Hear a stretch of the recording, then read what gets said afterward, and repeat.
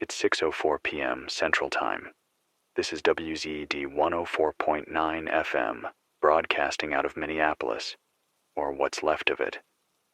I'm Mike Harrington. I'm alone in the studio, and to be honest, I'm not even sure if anyone can still hear me. Power's running off a backup diesel generator, and the antenna's got so much ice on it, I wouldn't be surprised if the signal's only making it to the end of the block. But I'll keep talking, because someone has to. If you had to choose a place to hole up during the collapse, what city, state, or building would it be? Why? Drop your thoughts below. I haven't left this building in 30 hours. I can see the city through the narrow slit of the break room window. Not that there's much to see. Everything's just frozen. Cars stuck at angles in the middle of intersections. Buses with their doors half open. Snow drifted so high you can't tell what's road and what's sidewalk anymore. The street lights are out. So are the traffic lights. And from what I've been hearing on the emergency bands, the grid isn't coming back anytime soon. This all started 2 days ago. Not with an explosion, not with anything loud.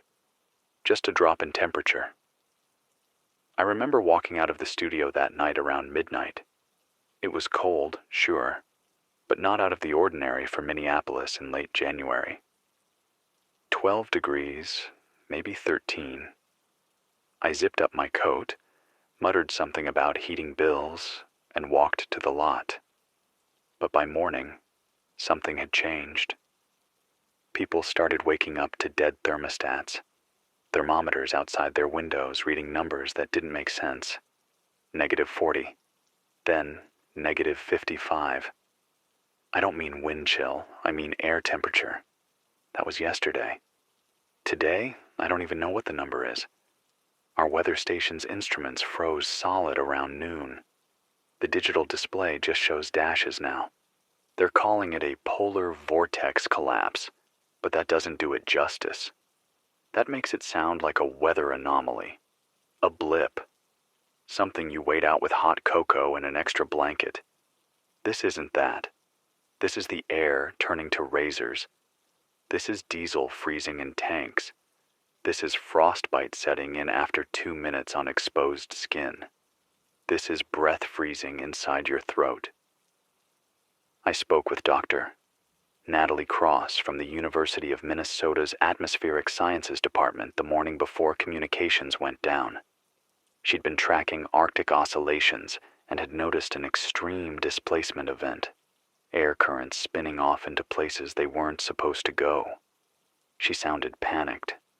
She said she'd never seen jet stream models look like this before, that something was fundamentally broken in the upper atmosphere.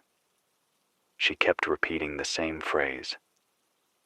There's no barrier left. She said we'd lost the thermal wall that separates polar and temperate zones. That cold air wasn't just spilling down. It was pouring, like water from a burst dam. She thought it might stabilize after 48 hours, but it hasn't. It's only getting worse. The roads are useless now, not because of traffic, but because rubber doesn't move at these temperatures. Tires have turned into stone. Engines won't start. Batteries snap like brittle bone. I watched someone try to jumpstart an old Subaru about an hour ago out on Hennepin. 4 guys huddled under the hood in parkas, gloves, ski masks. They had one of those old jumper boxes, carried it in a backpack like it was gold. But it was already too cold, the wires stiff, the charge dead before it even hit the starter. They gave up after 10 minutes, left the hood open and trudged off toward the stadium. If they don't find shelter soon, they won't make it through the night. There's this silence out there now, a kind of blanket.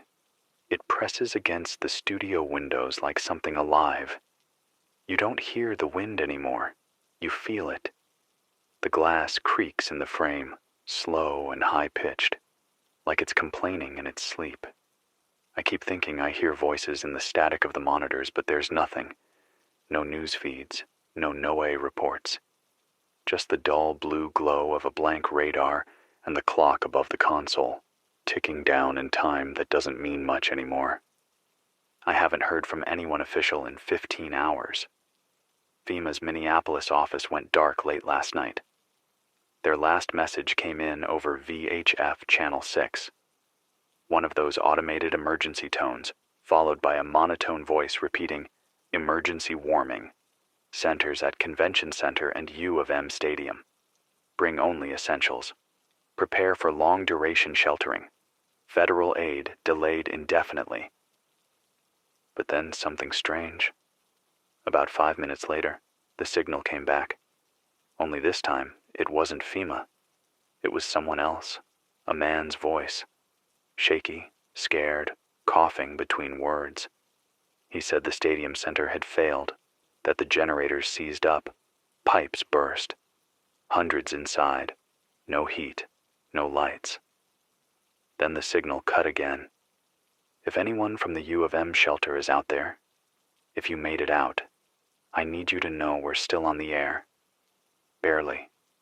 If you're alive, if you're safe, keep moving south if you can."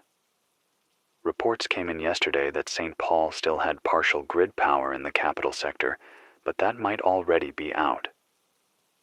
The last verified message said warming centers there were at capacity and that they were prioritizing families with children and medical emergencies.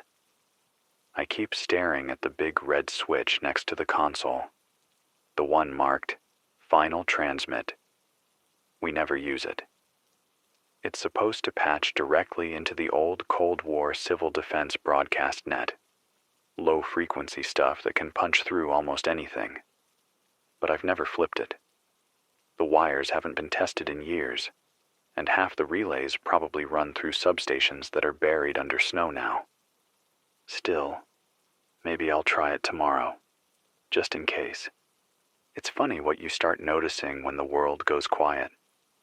You start to smell the things you usually miss, the way rubber burns slightly in old extension cords, the cold metal scent of ice forming in places it shouldn't be, on switches, inside coffee mugs.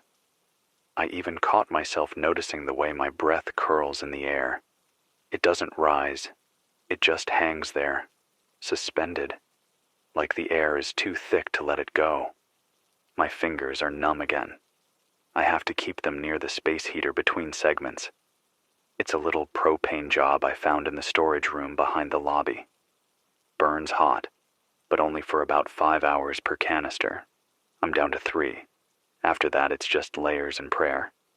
I want to tell you this'll pass, that the power crews will get the grid back online, that this is just another brutal Minnesota storm. But that'd be a lie. This isn't a cold snap. It's a shift. Something in the sky broke, and now the Arctic isn't up there anymore. It's here, and it doesn't plan to leave. They're saying this kind of freeze hasn't been recorded since before modern civilization, that we're dipping into temperatures last seen during the Younger Dryas, when mammoths still wandered North America and humans lived in caves. Only now, we've got cities, cars, phones, systems that weren't built to survive this. And they're failing, one by one, like old bones in the cold. I'm going to take a break. Let the generator cool. I'll be back in 20 minutes if the fuel holds. This is Mike Harrington, WZED 104.9 FM. If you can hear me, stay alive, stay moving, and if you have a way to call in, landline, radio, shortwave, tell me what you're seeing. I'll keep the mic hot for as long as I can. Maybe together, we can map what's left of the world. It's 8:12 p.m. now. The lights flickered about 15 minutes ago. That's the third time since sunset. I've been monitoring the draw on the backup battery. We're bleeding amps faster than I'd like. The heating coil in the back room failed. just stopped. Not with a bang or a pop. Just silence. Everything in here has started to freeze from the inside out. Even the water inside the toilet tank is solid now. I cracked the lid earlier. Looked like lake ice in there. There's frost climbing up the walls, paint bubbling and curling like it's trying to flee. I keep wiping down the inside of the windows with my sleeve, but they fog over again in seconds. It's like the building is turning into an icebox. I dragged a mattress from the storage closet into the corner of the studio, wrapped it in whatever blankets I could find. I've started sleeping in layers. 2 coats, 3 pairs of socks, a scarf wrapped around my neck, even when I try to nap. The cold doesn't just touch your skin. It slides inside you, settles somewhere between your spine and your ribs, and just waits. You can't fight it. You can only delay it. I tried calling my brother this morning. He's in Duluth. We haven't talked in a few months. Family things, you know how it is. But I figured, I don't know. Maybe the cold knocked some sense into me. I wanted to know he was okay, but the line was dead. Not like disconnected dead, more like there is no network anymore, dead. The phone didn't even ring. Just a soft click and silence. I sat there listening to that silence for a long time. Maybe too long. I've been piecing together what little I can from scraps of shortwave transmissions. Most of them are fragmented, like someone's trying to read a news script from a building that's falling apart around them. A guy out of Kansas City said the Missouri River froze solid in less than 12 hours. A freight barge is stuck mid-channel like a tombstone. He said the crew didn't make it. Another voice, somewhere out of Illinois, talked about diesel trucks lined up along the I-55 shoulder, drivers dead inside. Engines stopped. No fuel additive can handle this cold. None. I got a strange signal around 6 a.m. this morning, weak, bouncing off the ionosphere or something. It was a woman, maybe military, hard to say. She said Washington, D.C. had declared stage black. That was the term, no context. Just stage black protocol is active. Northern cities to be considered non-recoverable. Then the feed cut. I haven't heard anything like that before. No one uses non-recoverable unless it's a war zone or a nuke site. If that's true, if they've written us off up here, then that's it. No convoys, no airdrops, no warming tents or supply caches. We're on our own. I looked outside a little while ago. You know how we used to say Minnesota snow was soft, powdery? Not anymore. What's out there now? It's hard, like bone dust packed into slabs. I saw a body in it earlier.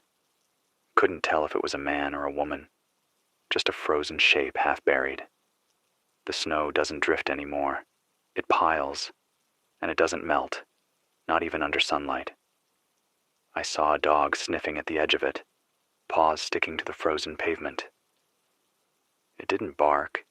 It just stood there, staring at the body like it didn't know what it was anymore. I keep the radio tuned to 4 emergency bands. Nothing. No new updates. No calls for help. It's like everyone stopped transmitting at the same time. And maybe they did. Maybe the diesel ran out. Maybe the batteries froze. Or maybe people are just too scared now to reach out. But I'll keep going. I've still got half a tank of fuel. I've still got 3 good fingers that aren't frostbitten. I've still got my voice. If you're listening, if there's anyone out there besides the static, tell me your name. Tell me your city. Tell me what the world looks like from your window. I'm Mike Harrington, and this is WZED 104.9, broadcasting from what's left of Minneapolis.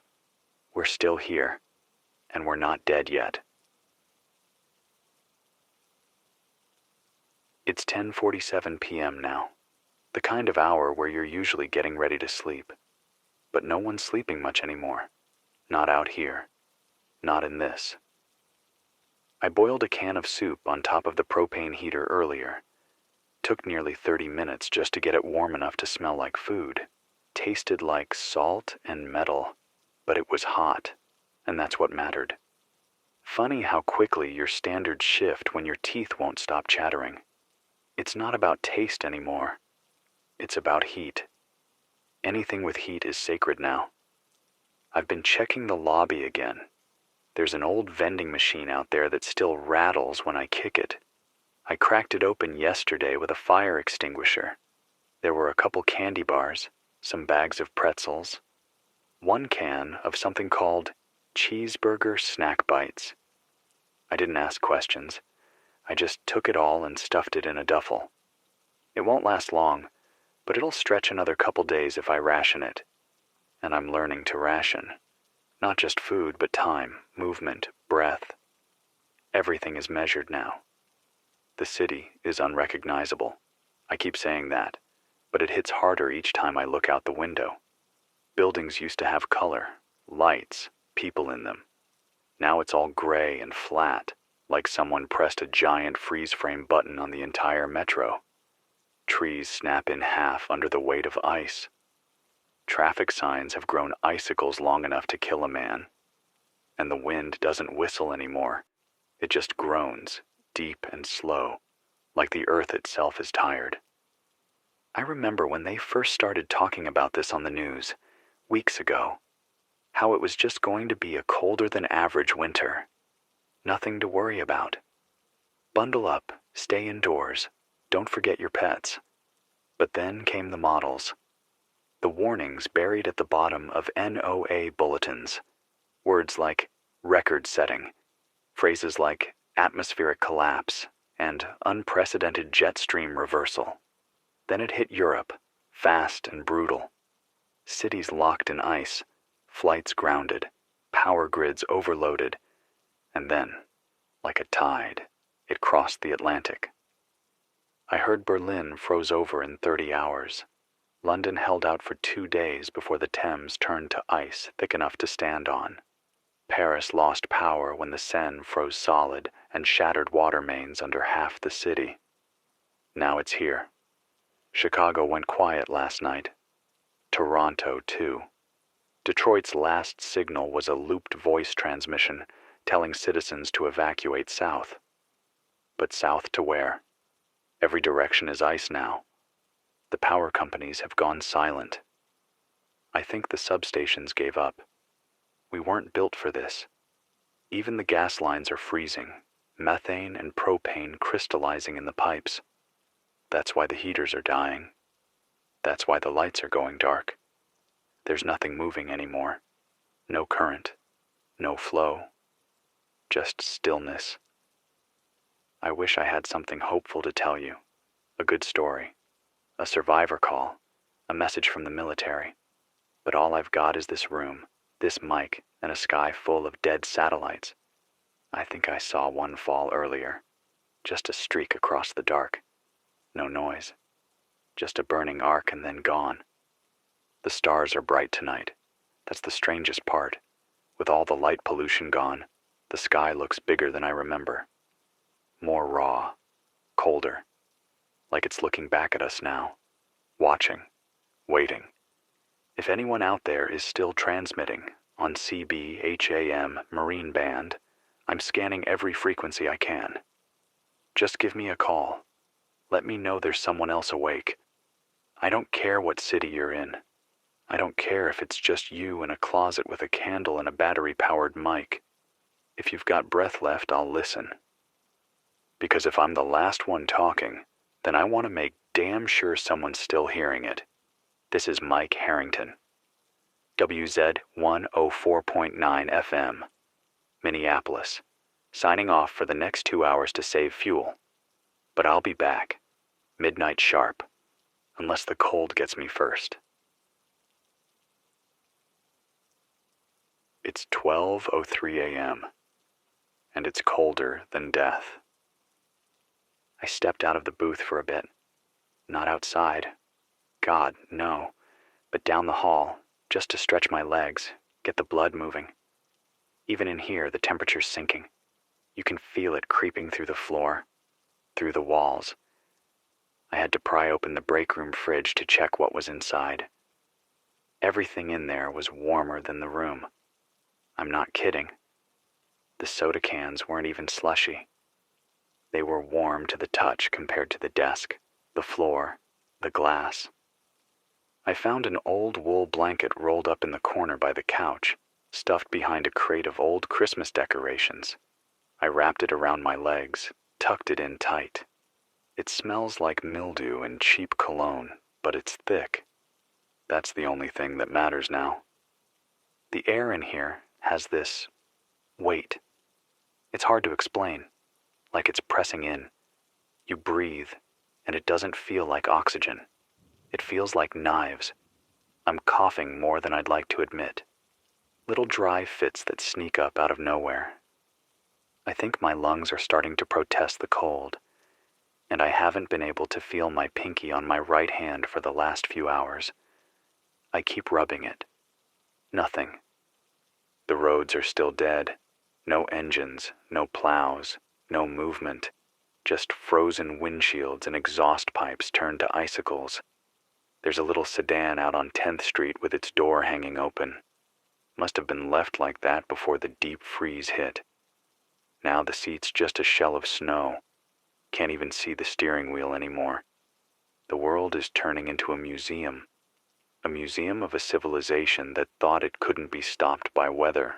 A few minutes ago, I picked up a weak carrier signal on the AM band. Just a pulse at first, like someone tapping a mic.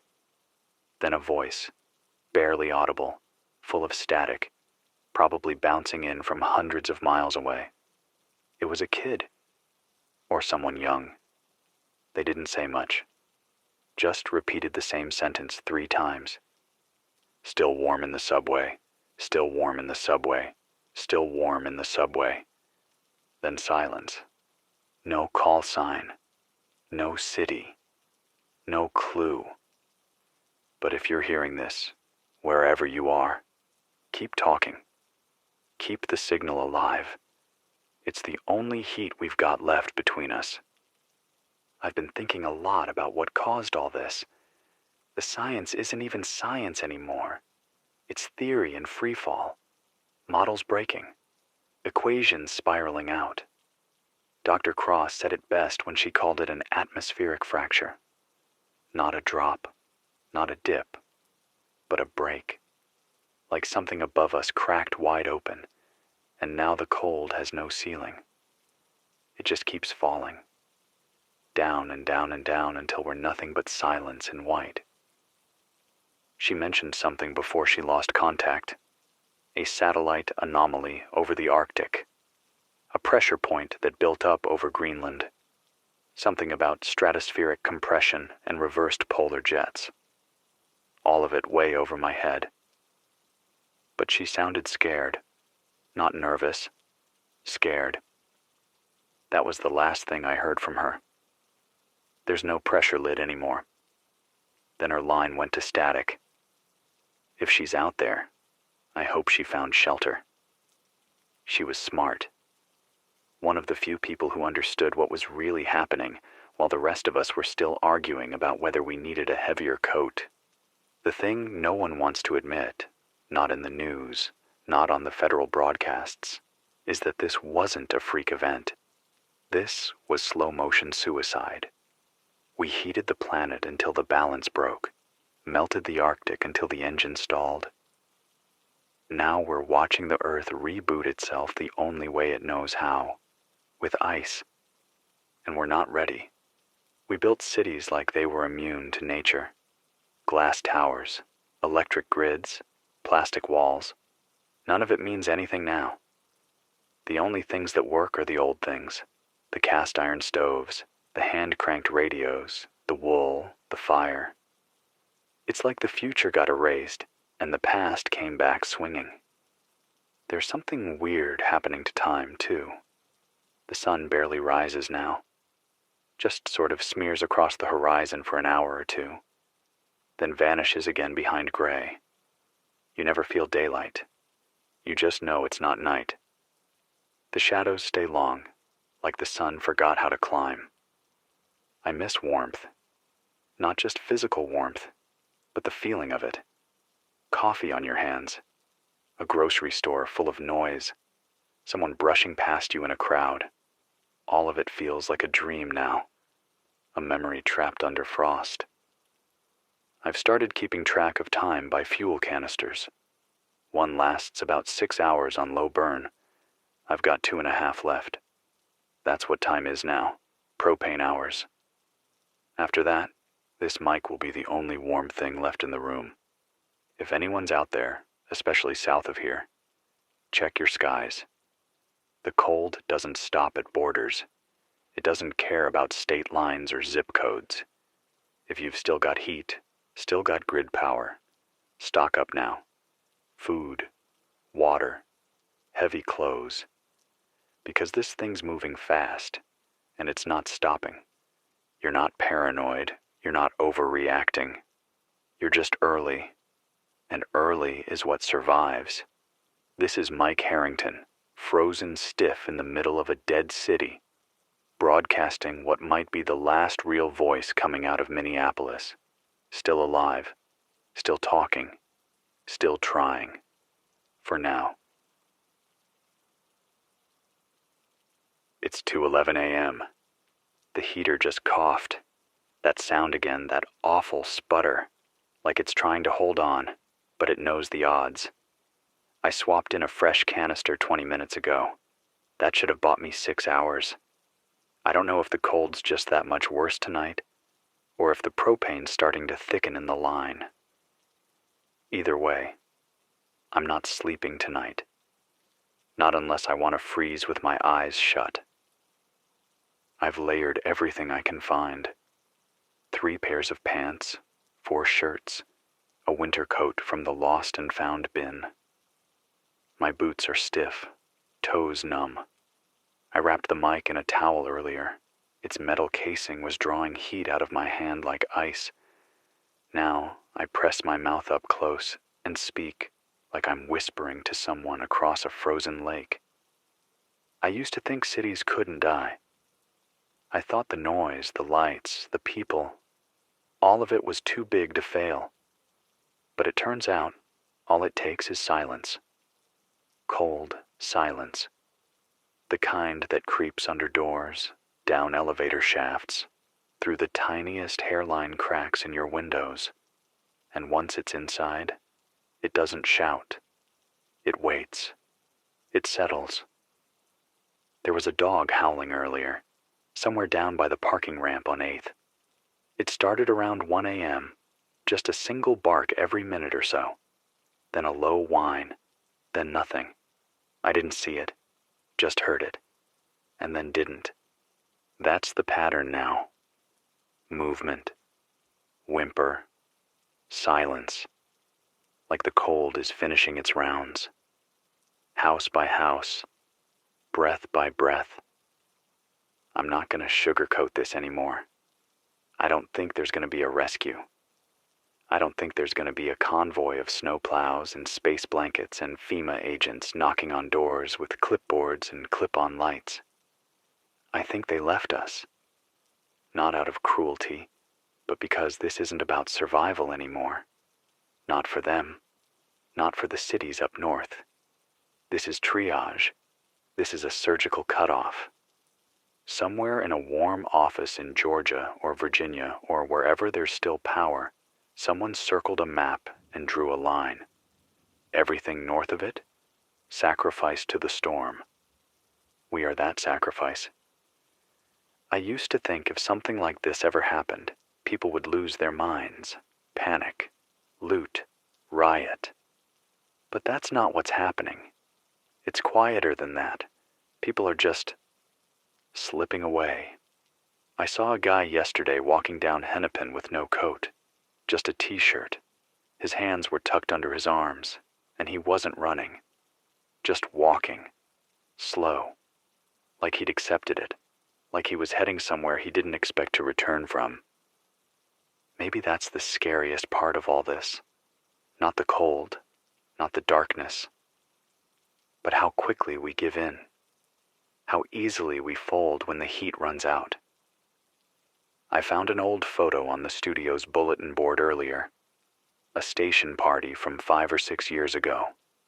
There I am, holding a paper plate full of wings. Next to me, Janice from accounting, wearing a Vikings hoodie and laughing at something off camera. There's food on the table, steam in the air, people packed shoulder to shoulder, noise, life. Now the air smells like rust. The fridge hums like a dying throat. And Janice, God, I don't even know where she is. Probably didn't make it out of her apartment. The power went out in her part of town yesterday. The lines iced up and snapped. I saw a transformer blow from the studio window, just a burst of green light behind the rooftops. And then darkness. Permanent.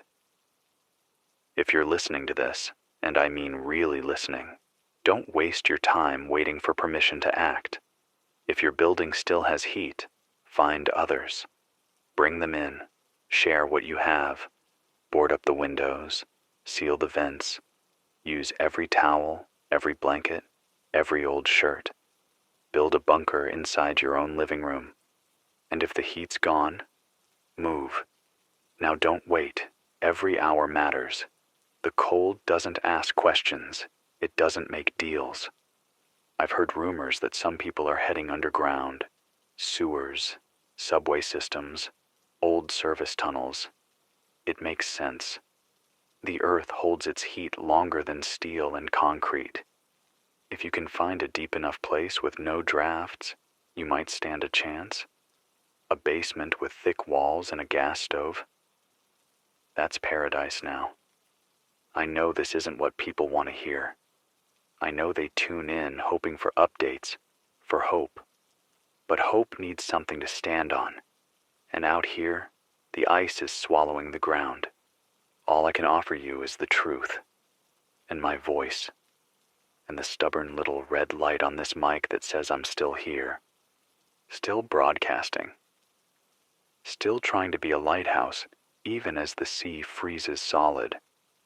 This is Mike Harrington, Z104.9 FM. Cold as hell and getting colder, but we're still transmitting, and if you're still breathing, you should be too. It's 4:36 a.m. The mic was off for the past 2 hours, not because I wanted it to be, but because I had to give the generator a break. It's wheezing now. You can feel it in the floor, the vibration weaker each time it kicks back on. I've been rationing fuel by segments, tracking it by breath and buzz. I keep rewinding the same 60-minute cassette through the old broadcast deck to save power on playback. There's something comforting about hearing myself from earlier in the night. A reminder I was still warm then. Still a little less hollow. I lost track of the days. I think we're on day 4 of the deep freeze, maybe 5 if you count the pre-collapse hours. Doesn't really matter anymore. There's no sunrise, just lighter shades of gray, and the sky hasn't changed. Same steel color, same drifting crystals suspended in the air, like glass dust. The snow doesn't fall anymore. It just floats, hangs, a frozen mist that never lands. I found an old metal pot and started melting ice from the windowsill. Takes forever. You scrape frost with a spoon, dump it into the pot, sit it near the heater, wait, stir, wait some more. The water tastes like plaster and metal and old air filters, but it's wet. That's the new luxury. Wetness. Every breath you can drink is a gift now. Outside, the city looks embalmed. I counted 7 vehicles on my side of the street, all of them shut tight, some halfway open, like someone tried to flee and didn't get far. There's a bus near the corner with its back door jammed. It's leaning a little, like the weight of the ice bent the tires inward. No one inside, just bags, open seats, a mitten on the floor. I tried the shortwave again. No new voices.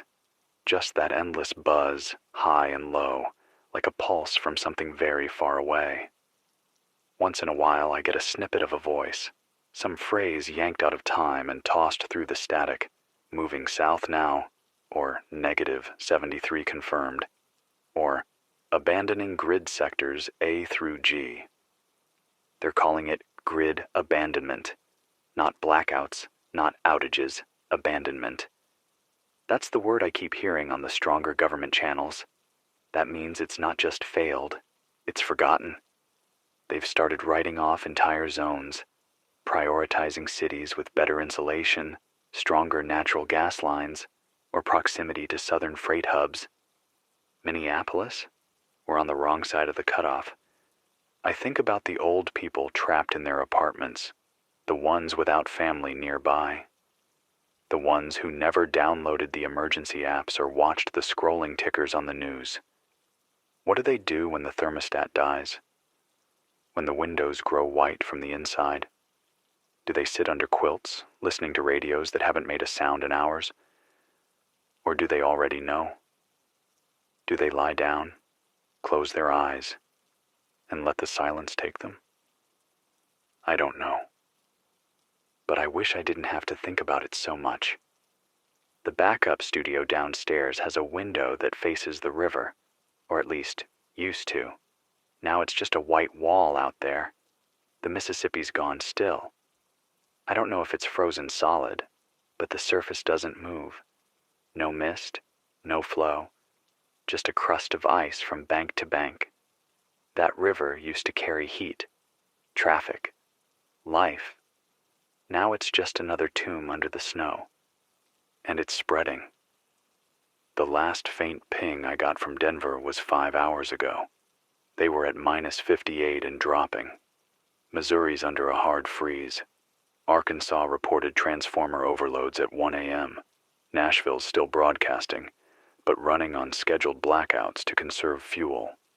If the core of the country can't hold the grid, then it won't matter what's left down south.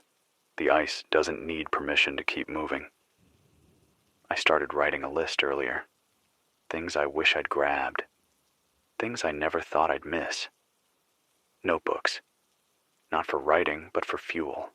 Duct tape. Not to fix things, but to hold them shut. Canned butter. I didn't even know that existed. Matches.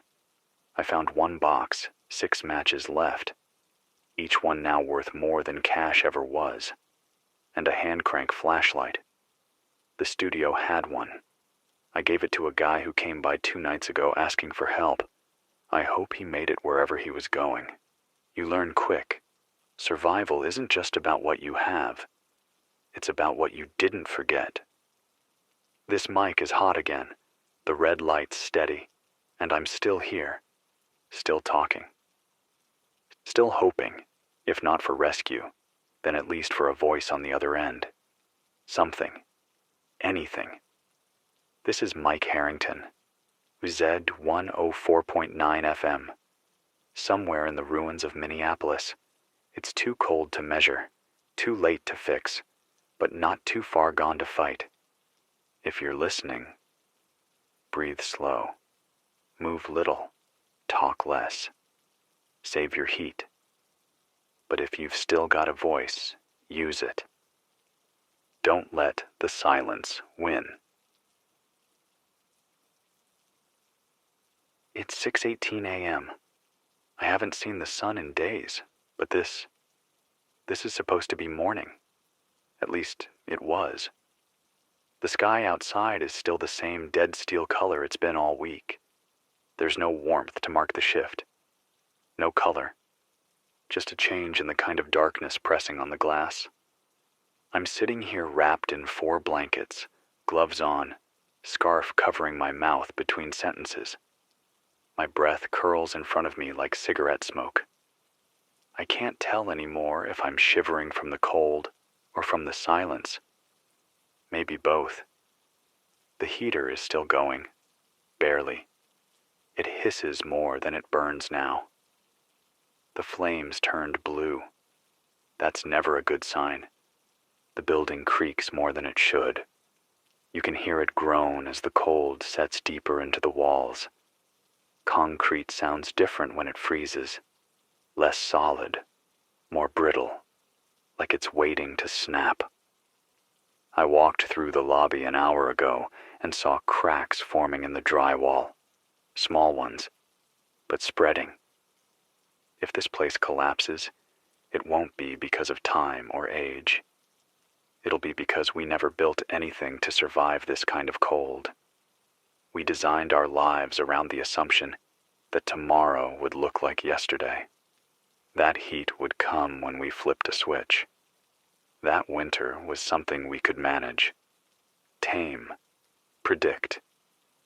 We were wrong.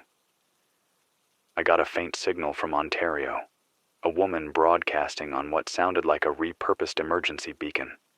Her voice was thin, stretched like taffy through static, but I heard the word church over and over. The church still has warmth, then something about candles, stacking them close. I think they're huddling in sanctuaries, not for prayers, but for insulation. Brick walls, stained glass sealed shut with tarps, candles placed like soldiers across the pews. It makes sense. Older churches are built like fortresses. If you're listening out there, if you're one of them, keep going. Keep lighting, keep breathing. The world's gone quiet, but that doesn't mean we're gone too. I tried the NOAA channel again. Still nothing but that broken loop from 2 nights ago. Severe polar event in progress. Northern sectors under black zone conditions. Seek shelter. Prepare for long-term isolation. Further updates pending reconnection. Pending. That word. There is no reconnection. We're beyond reconnection. We're in the drift now. The uncharted space beyond preparation, beyond protocol. It's no longer about surviving the storm. It's about surviving what comes after. The quiet. The stretch of time where nothing moves and no one speaks. And all you have are your thoughts and the sound of the wind clawing at your windows, like a thing trying to be let in. I found a notebook in the storage drawer. One of those old giveaway pads from a local car dealership. I started writing down names of the people I knew who might still be out there. Friends, listeners, family. Not because I think I'll hear from them again, but because I refuse to forget them. If the cold takes me, I want someone to know they mattered, even if no one reads it. There's something I haven't admitted on air yet, something I've tried to avoid, even here alone. I don't think I'm getting out. I don't say that for pity. I don't say that to scare you. I say it because someone out there might be in the same position. You're alone. The fuel's running out. The light's growing dim. And your hands are shaking so badly you can barely hold a spoon. I'm here too. I know what it feels like to sit in a chair that used to be comfortable. Now just cold plastic against colder bone. I know what it's like to try to sleep knowing the temperature outside is a death sentence if you drift off for too long. I know how loud silence can get when there's no more traffic, no more laughter, no more anything except the cracking of your own joints. But here's the thing. As long as you're still breathing, as long as you can make sound, as long as you can move a hand or hum a tune or whisper a name, you're still winning. You're still alive. And that matters. So keep the fire lit. Even if it's just a candle. Even if it's just your own voice bouncing off frozen walls. You're not nothing. I don't know what comes next. I don't know if the ice will ever melt. I don't know if there's a south warm enough to hold life. But I do know this. Right now, this second, you're still here. So am I. And while that's true, the cold hasn't won. This is Mike Harrington. WZD 104.9 FM, still on the air, still breathing. I'll speak again at 7, if the propane holds, if my fingers still move. If you hear this, hold on, even if it's just by a thread. It's 8:26 a.m. I watched a bird fall out of the sky about 20 minutes ago. A crow, I think. Might have been a raven. I only saw it for a few seconds. Wings stiff, tumbling like a crumpled newspaper. It hit the pavement near the newsstand on 3rd and just stayed there. No twitch, no final spasm. Just frozen before it landed. A solid thing falling through dead air. That's how cold it is. The sky's full of clouds, but they don't move. Just hang like bruises over the rooftops. You can't tell the time by the light anymore. The hours bleed together, gray into darker gray. I check my watch more than I should, just to remind myself that time is still a thing, that I'm still anchored to something besides this mic and the sound of my own voice. The hallway lights are out, batteries gone. I've started moving with a flashlight duct taped to my shoulder. The beam cuts through the frost like a knife, catching little flecks of ice drifting through the air. You can see your breath in front of you for 5-6 feet before it disappears into the haze. It looks like smoke, like something's burning, even when nothing is. I took a walk through the stairwell again. Lower floors are colder, ground level's the worst. Feels like the floor itself is trying to suck the heat out of you. I pushed the front doors open just a crack. The pressure behind them was incredible. Snow piled 4 feet high, packed dense and solid. Not fluffy, not powder. Hard. Heavy. Like cement. I think we're buried. Not just under snow, but under time. Under the weight of everything we refused to fix while there was still time to fix it. There's a man down the street. Or was, slumped over in front of the pharmacy.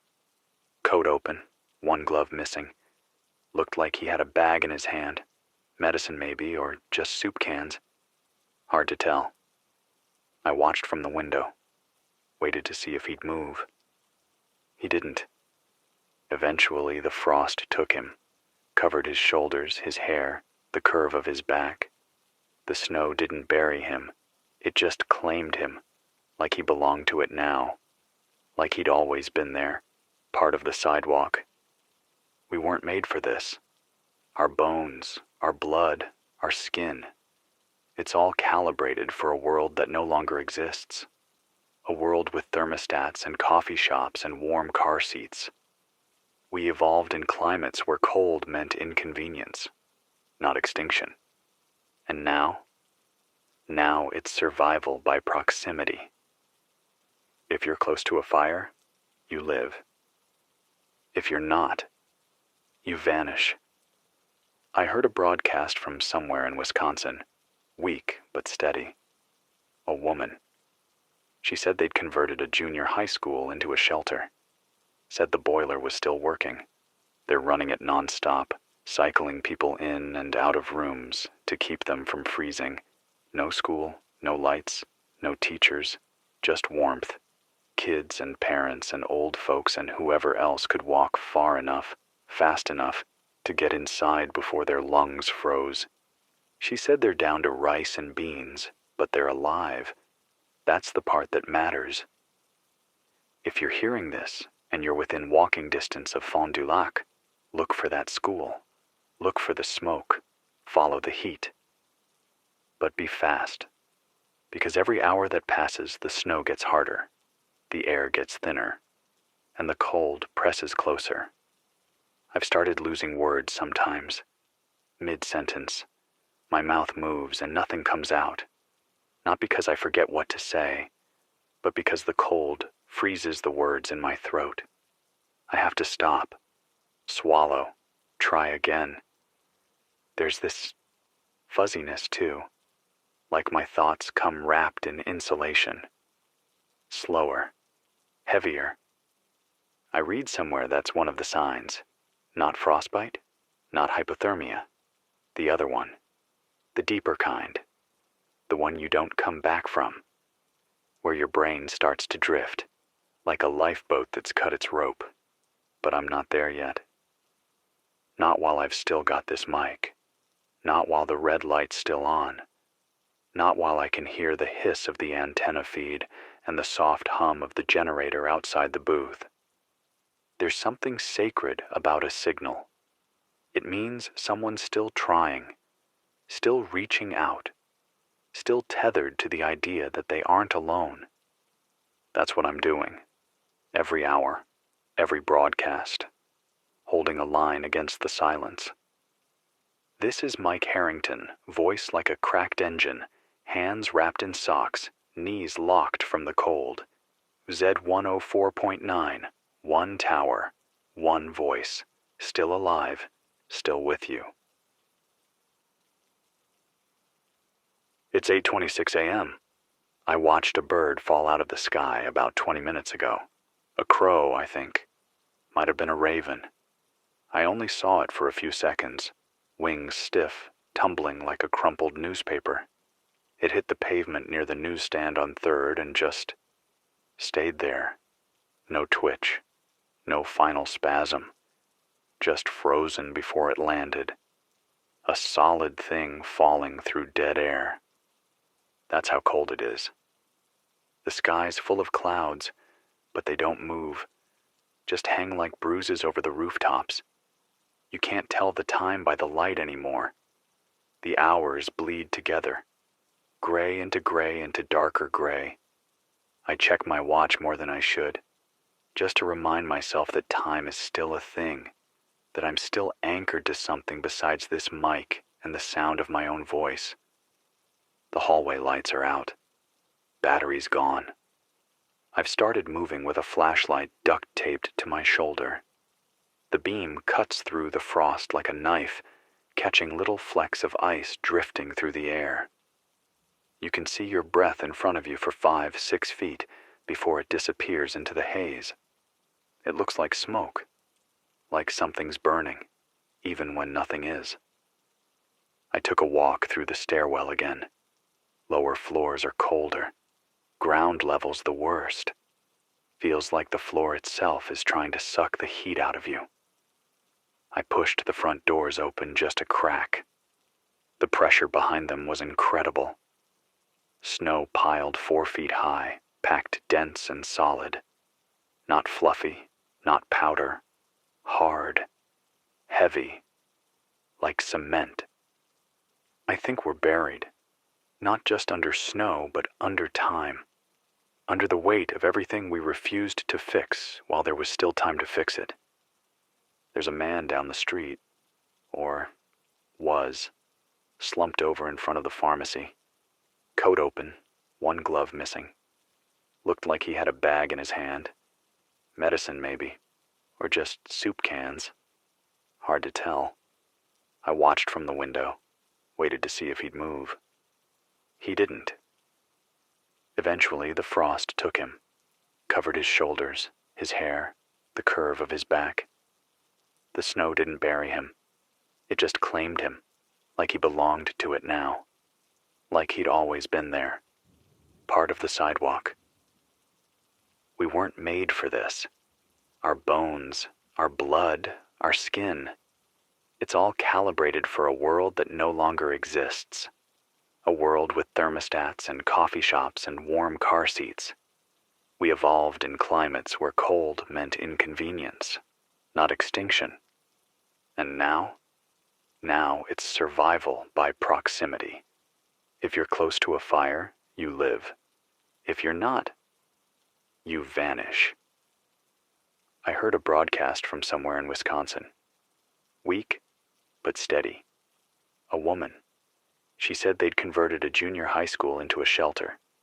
Said the boiler was still working.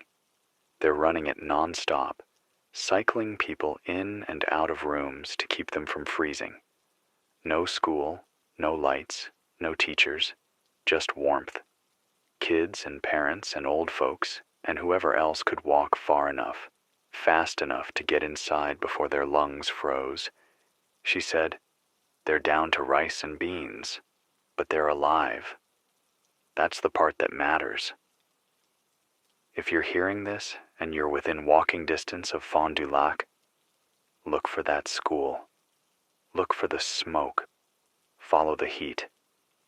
But be fast, because every hour that passes, the snow gets harder, the air gets thinner, and the cold presses closer. I've started losing words sometimes, mid-sentence. My mouth moves and nothing comes out, not because I forget what to say, but because the cold freezes the words in my throat. I have to stop, swallow, try again. There's this fuzziness too, like my thoughts come wrapped in insulation, slower, heavier. I read somewhere that's one of the signs, not frostbite, not hypothermia, the other one, the deeper kind, the one you don't come back from, where your brain starts to drift, like a lifeboat that's cut its rope.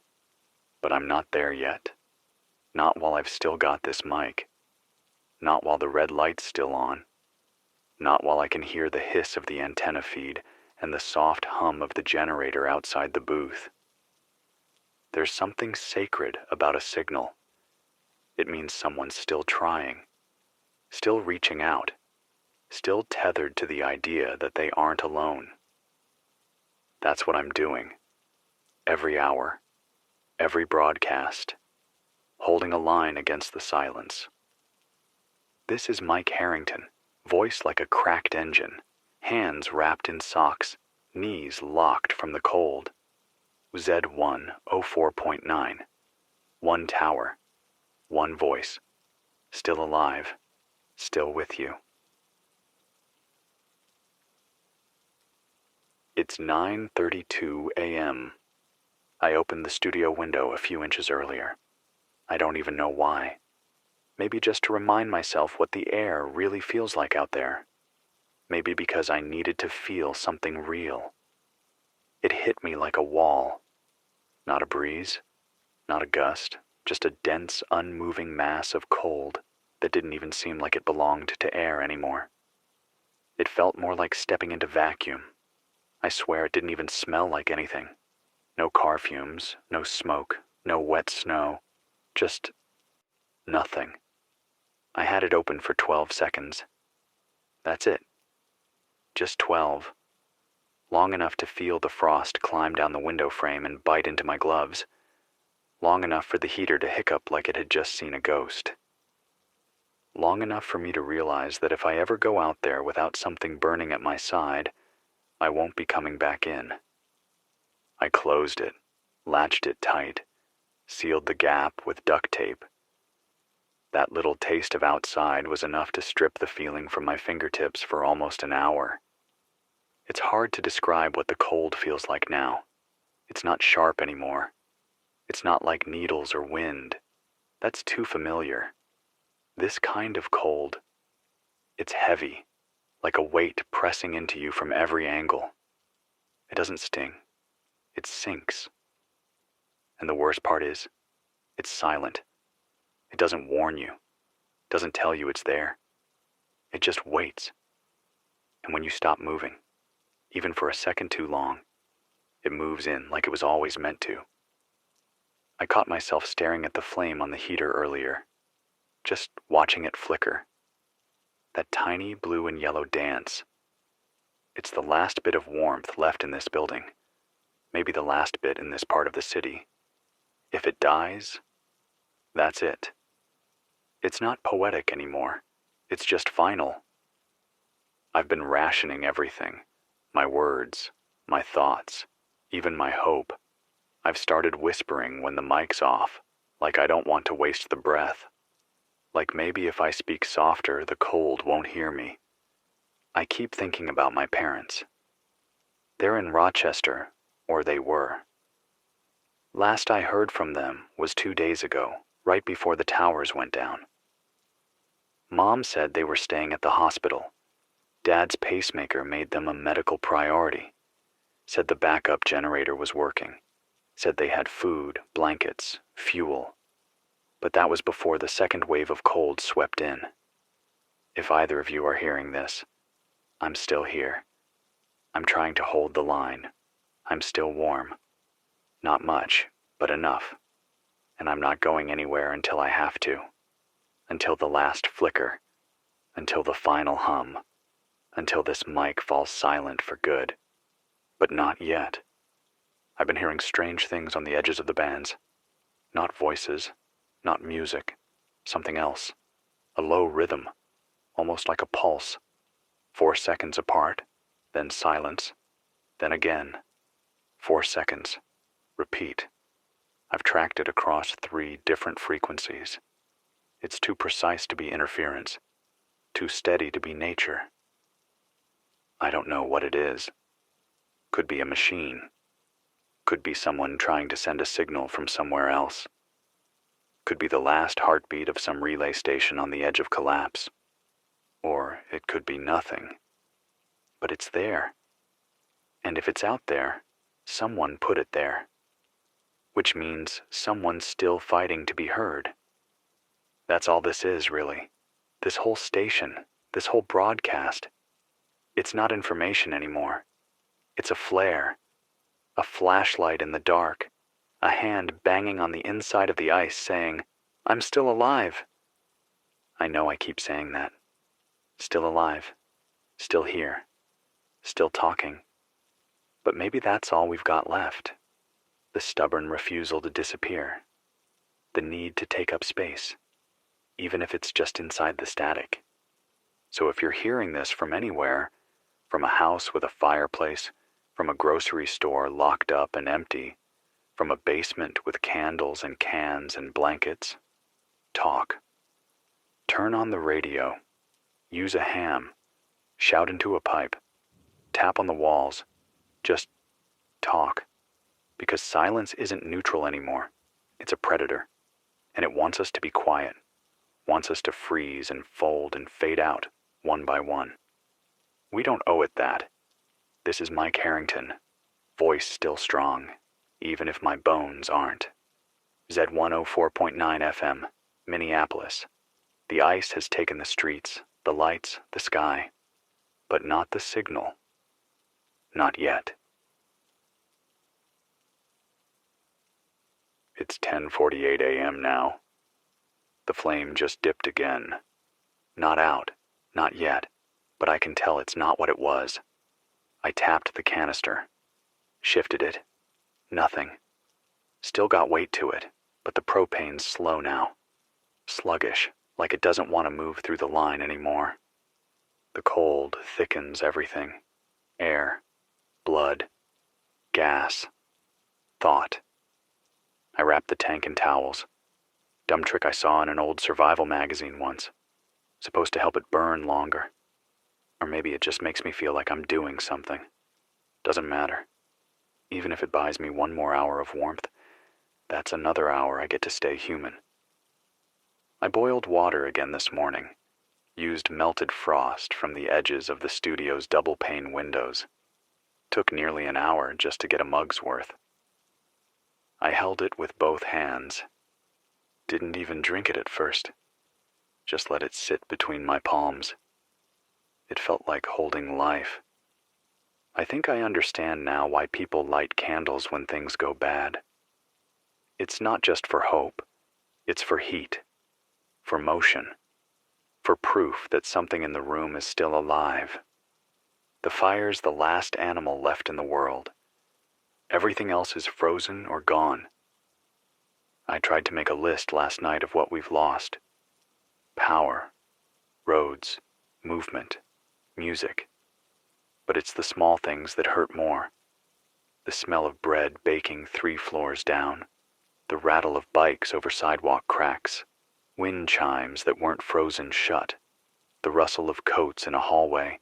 A dozen people brushing past each other without a thought. Now it's just me. Bundled in layers that don't matter anymore. Talking to a city that doesn't breathe back. I found an old Polaroid under the console. It must have slipped out of the cork board above the desk. One of those group shots we used to take during Pledge Week. 5 of us, grinning like idiots in matching station hoodies. I remember that day. We brought in a jazz trio from St. Cloud, served coffee and muffins. I think someone brought their dog, too, a little mutt that kept trying to chew through mic cables. None of that matters now, but I still slipped the photo into my coat pocket.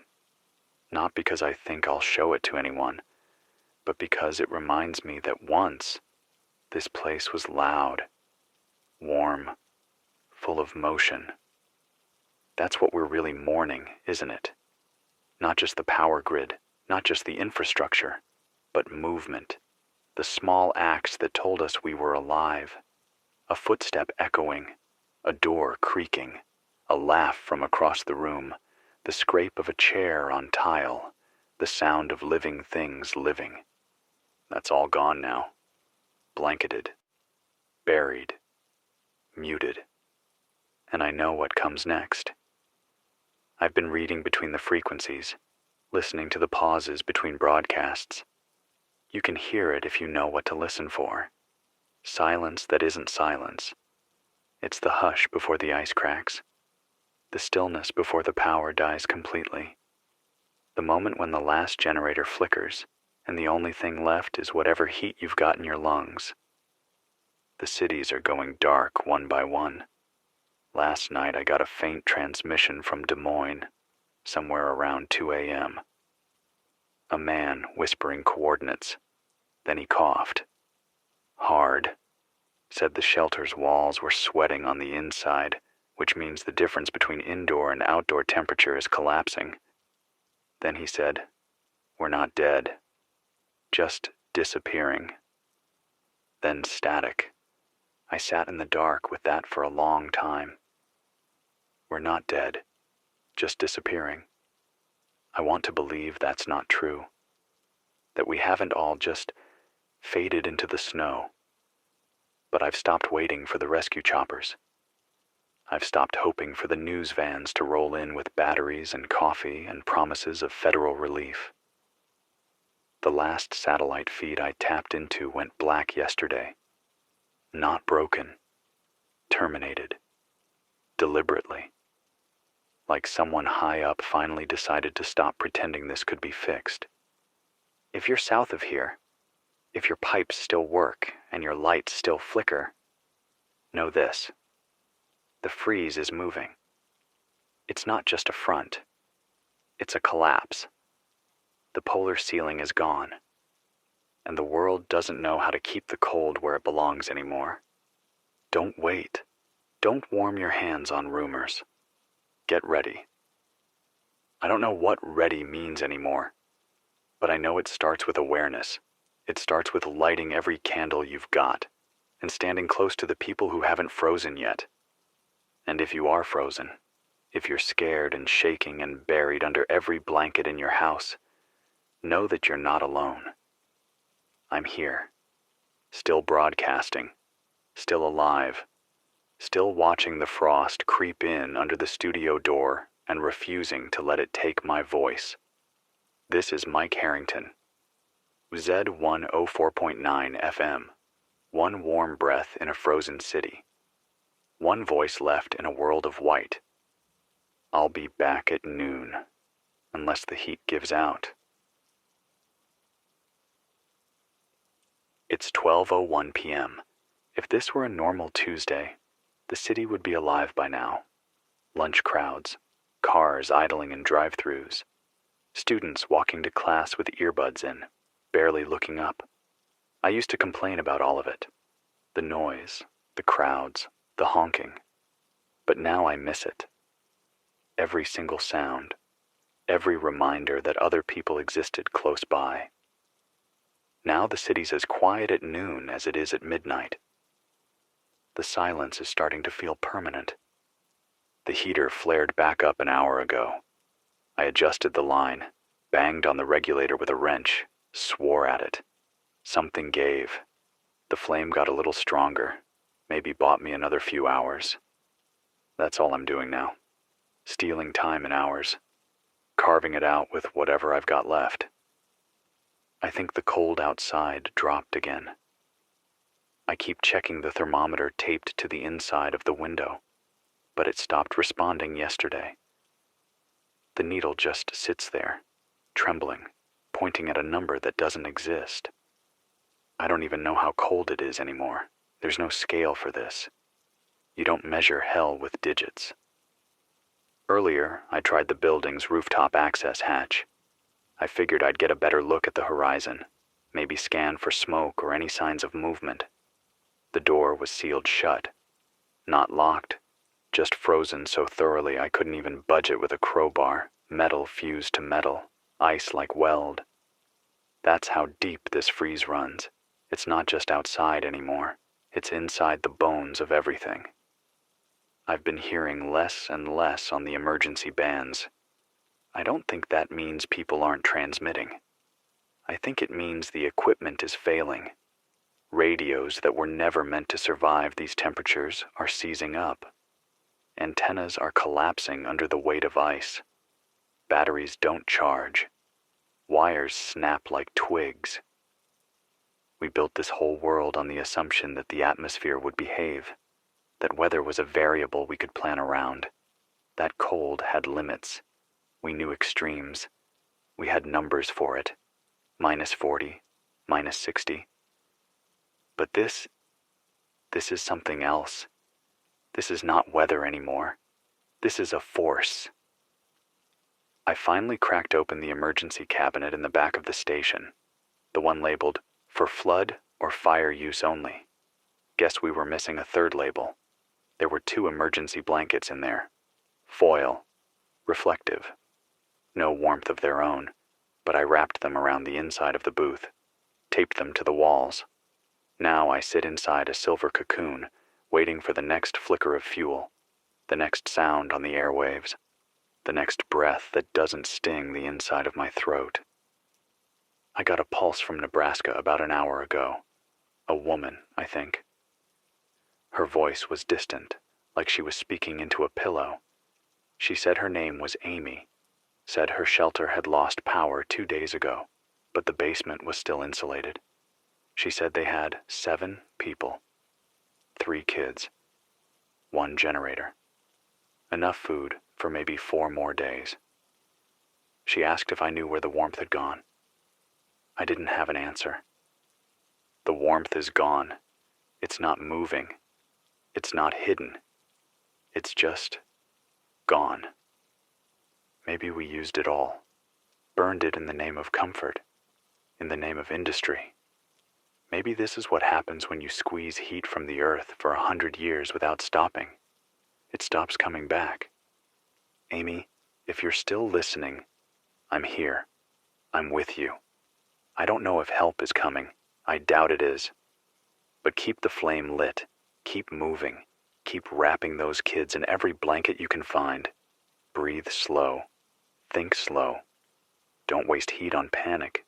The heart is a furnace. Keep feeding it. I've noticed my hands aren't shaking as much anymore. At first, I thought it was a good sign. But I remember something I read once. When the cold gets too deep, the body stops fighting. The shivers stop. The pain dulls. That's when you're really in danger. When you stop hurting. Because the body's giving up. But I'm not. Not yet. I've still got half a tank of propane. 1 more can of soup. A working microphone. And a window that hasn't iced over completely. That's enough. For now. I watched the sun, what little of it there was, drift behind the clouds again a little while ago. You don't realize how important sunlight is until you go 3 days without it. I miss shadows. I miss glare. I miss sunglasses. I miss standing outside in January and pretending to hate the cold while knowing it would pass. Now we're buried in it, wrapped in it like a world wrapped in wet wool. And yet, I'm still talking, still recording, still sending this out, even if there's no one left to hear it. Because there might be. Maybe someone in a basement in Iowa is huddled next to a transistor, trying to tune past the static. Maybe someone in Ontario's watching the dials flicker and praying for a voice. Here it is, still human, still alive, still trying. This is Mike Harrington, WZED 104.9 FM. My fingers are cracked, my lips are chapped, my world is shrinking to the size of a generator's hum, but I am still here. It's 1:39 p.m.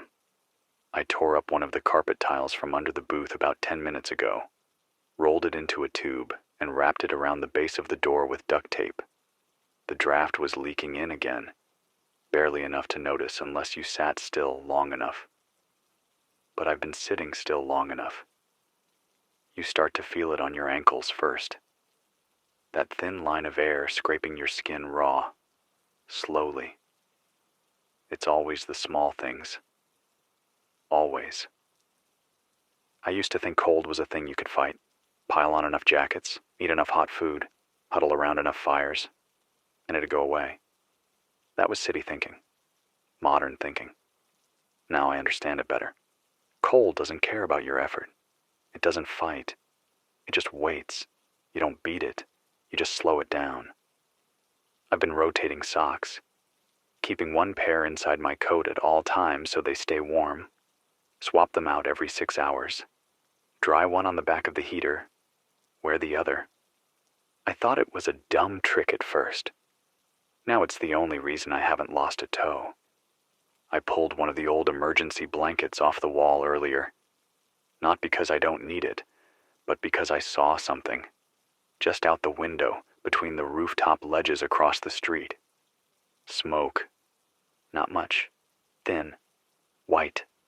Blending into the clouds. But it was moving. Rising. That means fire. That means life. That means someone, maybe 2 blocks from here, still has a flame going. Still has wood, or propane, or whatever else they managed to scavenge before the hardware stores froze shut. It hit me harder than I thought it would. That tiny wisp of gray curling into the sky. It wasn't even a full column, just a sliver. But I leaned my forehead against the glass and just watched it, like it was a movie, like I was scared it'd vanish if I blinked too hard. And maybe it did. By the time I looked back up, it was gone, or swallowed by the wind, or maybe the fire burned out. I'll never know.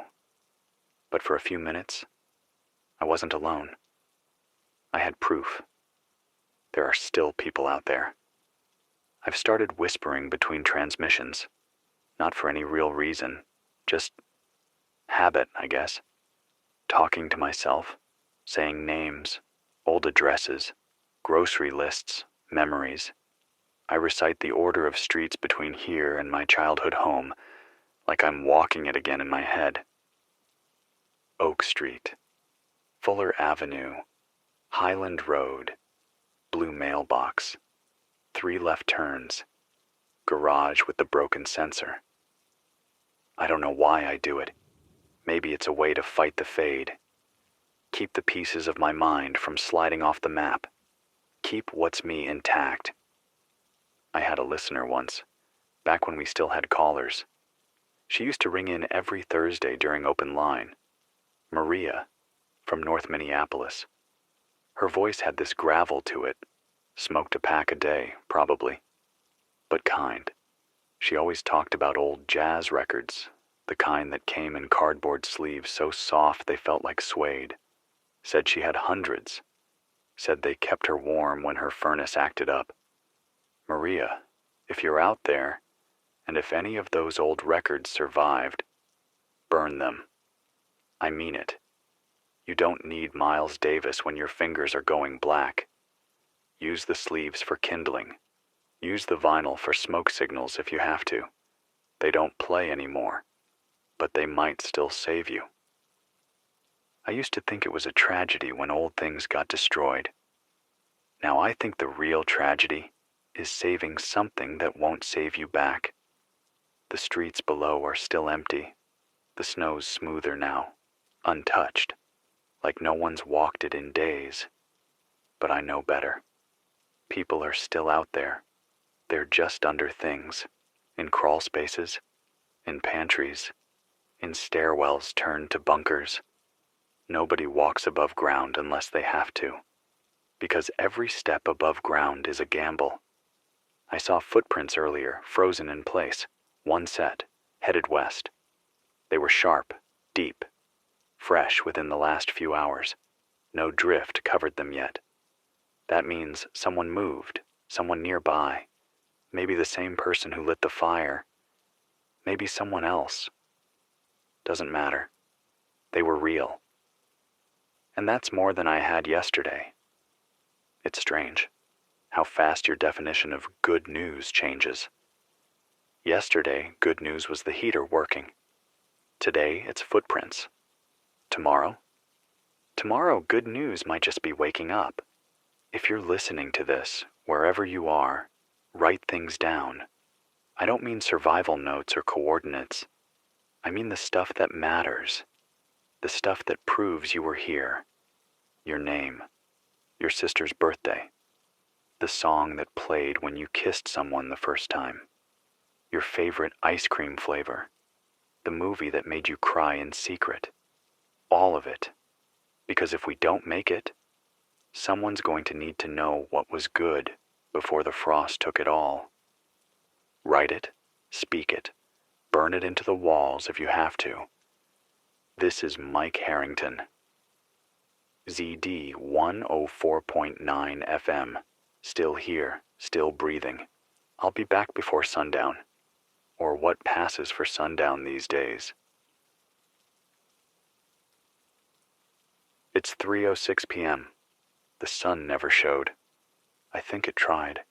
There was a band of light behind the clouds for maybe 20 minutes, a faint silver smear stretching low across the sky like someone rubbed chalk on a mirror. But no warmth, no color, no shadows, just suggestion, like the memory of sunlight trying to slip through. And then it was gone again. I'm watching the hallway light flicker, not the ceiling light. We lost that yesterday.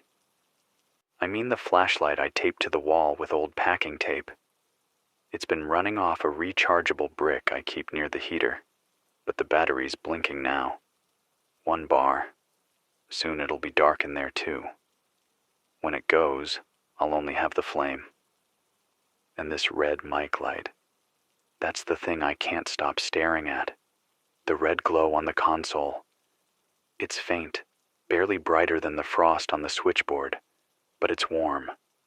Not in temperature, not in any real way, but in meaning. It means the signal's still going out. It means I'm still here.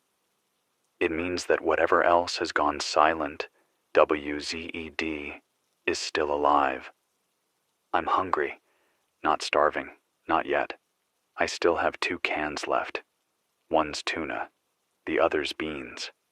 I ate the soup last night, the last hot thing I'll probably taste for a while. I poured it into a chipped mug and held it with both hands, sitting on the floor in front of the heater like it was a campfire. I didn't even talk, just sipped. Watched the snow stack higher on the windowsill. Let the silence press in. I thought about rationing the tuna, half now, half later. But then I thought, what if there is no later? That's the game, isn't it? Every choice now comes with that question. Do I save this, or do I use it while it still matters? A few hours ago, I heard what might have been a voice on the weather band.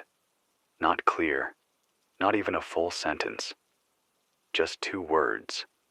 White quiet. Then static. Then gone. White quiet. That feels right. That's what this is. A white kind of silence. Not peaceful. Not clean. Just absolute. Like a mute button pressed on the whole world. The snow doesn't squeak anymore when it settles. It just lands, soundless, final. The heater's starting to pop again. Not a good sign. It means ice is building up in the line. I checked the gauge, still a little fuel left, but not much. Maybe enough for 6 hours, maybe less. Depends on the wind. I wrapped my feet in station t-shirts earlier. Found a box of them in the closet. Leftover merch from some failed pledge drive. Zed, real voices, real people. Now they're foot wraps, heat insulation. Fire starter, maybe. Depends on the day. I haven't cried yet. I thought I would. But the cold dries your face before the tears have time to fall. The emotions freeze on the way out. You feel the sadness, deep, hard, but it doesn't melt into anything. It just stays under the ribs. Low, dense, sharp. I keep thinking about the mail. You ever wonder how much mail froze in transit? All those birthday cards, rent checks, letters, utility bills, trapped in trucks on the highway, ice forming in the ink, stamps stuck under layers of snow on some lonely back road. Messages that never got delivered. Maybe never will. And what about the people who wrote them? Are they still alive? Did they ever get a reply? Or did their words die before they could reach anyone? I don't know. I'm just here, wrapped in foil, speaking into static, waiting for a knock that never comes. Earlier, I went down to the lobby again, pushed the door open an inch. The snow's up to the hinges now. Ice is curling around the inside frame, like fingers trying to pull it shut forever. But I looked out. There's a shape across the street, near the pharmacy. It wasn't there yesterday. I think it's a person, slumped against the brick wall, legs drawn in, arms wrapped tight. Could be sleeping, could be frozen, could be both. I stood there watching for 5 minutes, waiting for a twitch, a blink, a breath cloud. Nothing. And I didn't go out. I didn't try to help. Because I knew what I'd find. Because I knew that if I did go out, I might not come back in. And maybe that makes me a coward. Maybe it makes me human. I came back up the stairs, sealed the door again, whispered an apology. Not because they could hear me, but because I needed to say it. Because even if we're alone, we still owe each other something. Even now. Especially now. This is Mike Harrington, WZD 104.9 FM. I'm cold, I'm tired, but I'm still talking. And if you're hearing this, if you're awake somewhere out there, alive, wrapped in coats or buried in blankets, know this. I see you. I believe in you. I'm still here for you. I'll check in again before nightfall. Until then, stay warm. Stay inside. And if you see smoke, follow it. Where there's fire, there's someone still fighting. It's 4:11 p.m. I haven't stood up in almost 2 hours. Every time I shift in this chair, I hear the joints in my knees pop like ice cracking underfoot. I've bundled up with everything I could find, scarves, shirts, even strips of foam from the sound panels. But it's not warmth anymore. It's just delay of the inevitable, of the cold closing in. The heater still burns, but it's low. Not even a flame now. Just a hiss, a weak blue whisper. If I put my hand near it, it barely registers. But I don't dare turn it off. I think I'd lose the fight within minutes. I cracked open the tuna, ate it cold with my fingers. Didn't even taste it. The oil stuck to my gloves. I wiped them on my pants, then sat still, listening. No news, no new signals, not even static now. Just a dead quiet across most of the band. like the frequencies themselves have frozen, like the cold reached inside the wires and told them to stop trying. I wonder how many stations are still alive out there. How many other mics are left glowing in the dark, held together by duct tape and determination? Probably not many. Probably just me. Maybe one or two others, hanging on like teeth in a dying jaw. My breath fogs the mic. I wipe it every 10 minutes with an old towel. If I forget, the frost starts to build. I don't know what'll happen if it ices over. Maybe nothing. Maybe everything. I looked out the window again. Nothing. Same snow. Same empty street. Same buildings that no longer mean anything. No lights. No movement.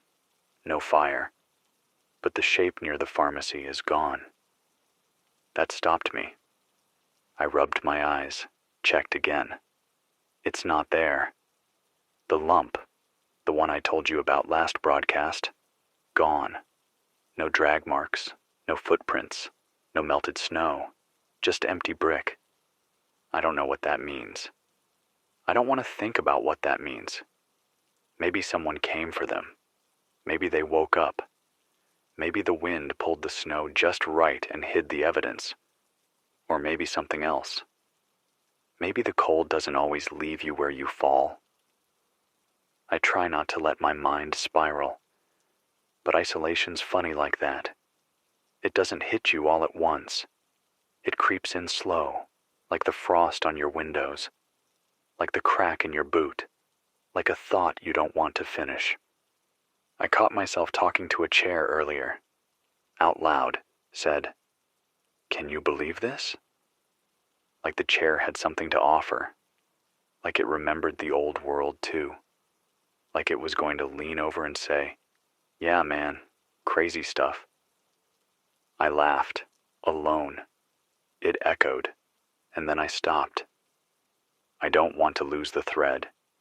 I don't want to go quiet inside before the world finishes going quiet outside. So I talk. I talk to you. To myself. To the ice. To the sky. Doesn't matter. As long as something answers back in my own head. I remember when I was 7, we lost power in a January snowstorm. Whole block went dark. My mom lit candles, pulled out a puzzle. My dad made hot chocolate on the gas stove. I thought it was the coolest thing in the world. Like camping. Like an adventure. It wasn't cold like this. Not even close. But I remember how close we sat.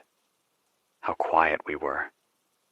Like the whole house was holding its breath. We weren't scared. Just listening. Now I do that every minute. Listen, for any sound that isn't mine. The flame's almost gone. I'll need to change the tank soon. That's my last one. Then it's blankets. Then it's body heat. Then... we'll see. I'm planning to sleep here tonight. In the booth. It's the warmest part of the building now. The heat doesn't reach the hallway anymore. Too many drafts. Too much ice in the cracks. I blocked the door with an overturned table. Not because I'm afraid of someone breaking in, but because I'm afraid of the wind, the way it pushes, the way it searches for gaps. It howls now. Around corners. Through grates. It doesn't sound like air anymore. It sounds like breath. And I don't want it getting in. I'll sign off for an hour to conserve fuel, but I'll be back. At 5 p.m. sharp. If you're listening, if you're out there, send something. Bang a pipe, light a flare, turn on your radio and scream, or whisper. I'll be listening either way. This is Mike Harrington, WZ 104.9 FM. One voice against the ice, still alive, still stubborn, still here. It's 5:02 p.m. I lit a candle. Not for heat, it barely gives off any. Just for the glow, A flicker. Something alive that isn't me. I found it behind the soundboard in a box labeled Romance Hour Backup Supplies. Guess someone thought candles made good radio ambiance. Tonight, it's my lighthouse. The fuel's officially gone. The last tank wheezed its final breath 20 minutes ago. The heater blinked, gave one last puff of warm air, and went still. No more hiss. No more warmth. Just silence. Heavy silence. The kind that presses against your eardrums and makes you think you're hearing things that aren't there. So now it's just me, a candle, and a half-dead radio signal running on a backup battery I rigged with copper wire and faith. My fingers are stiff.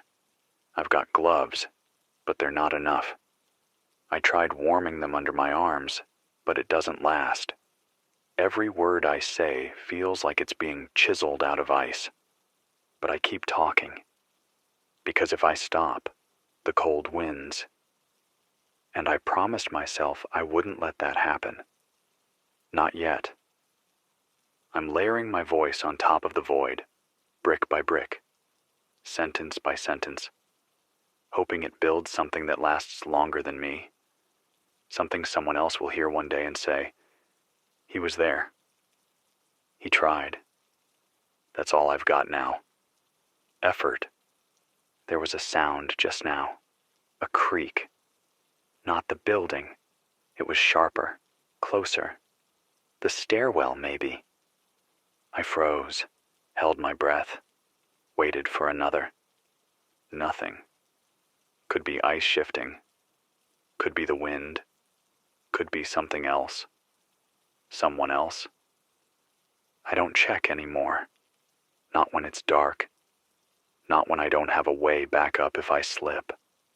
The stairs are slick now, like glass coated in powder. I tell myself I'll check in the morning. I know I won't. Earlier, I found a note I wrote to myself, weeks ago. I'd taped it to the underside of the transmitter rack. It said, "Don't forget why you're doing this."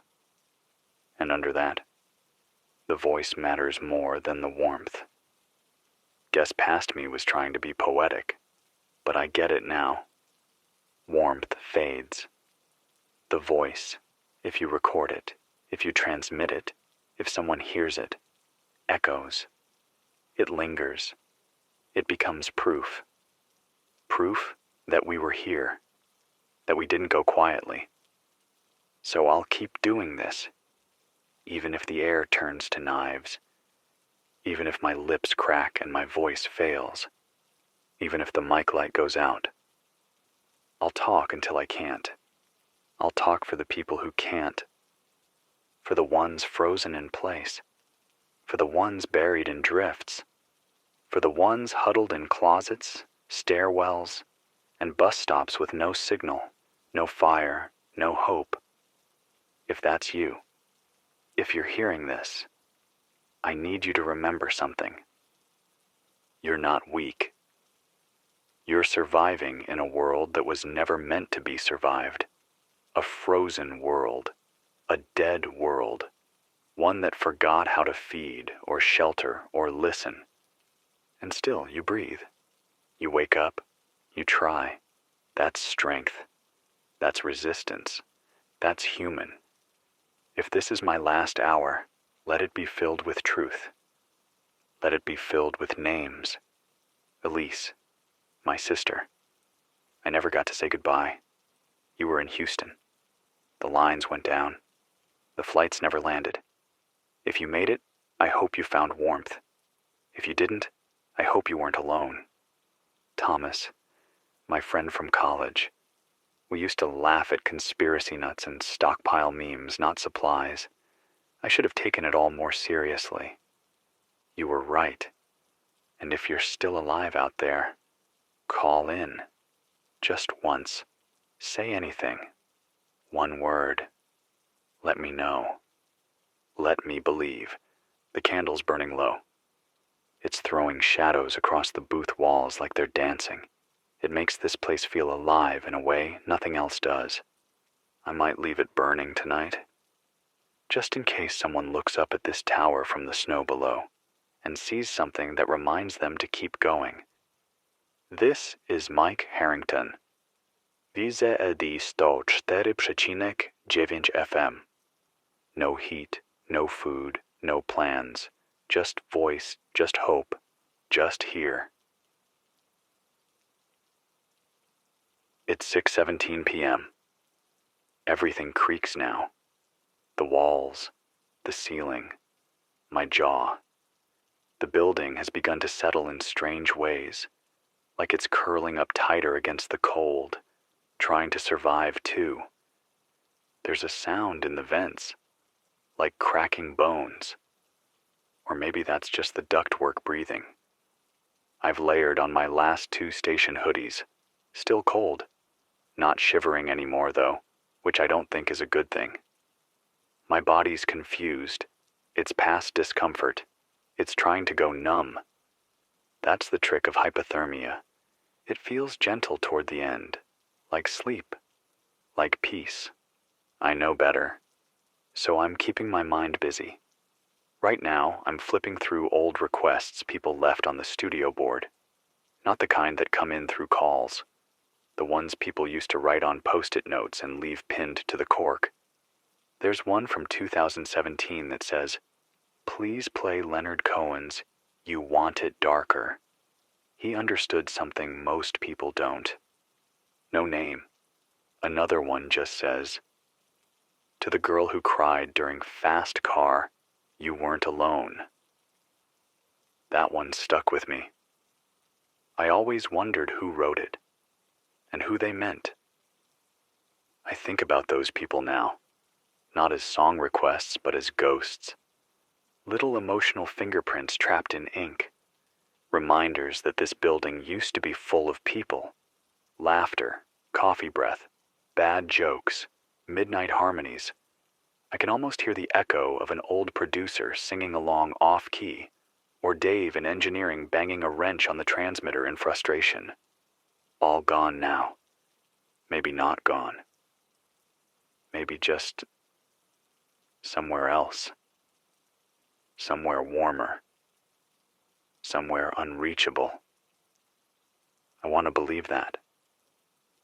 I've started counting seconds between noises. Every time the vent snaps or the wind groans against the east-facing wall, I count to 60. Then again. It helps me stay awake, or alert, or just grounded in the moment. Sometimes the quiet feels too deep, like I've slipped into a soundless ocean. That's when I speak. Not even to broadcast, just to make the air move. Words are my oxygen now. I'll tell you something else, and I know it sounds strange, but I saw lights. Not stars, not auroras.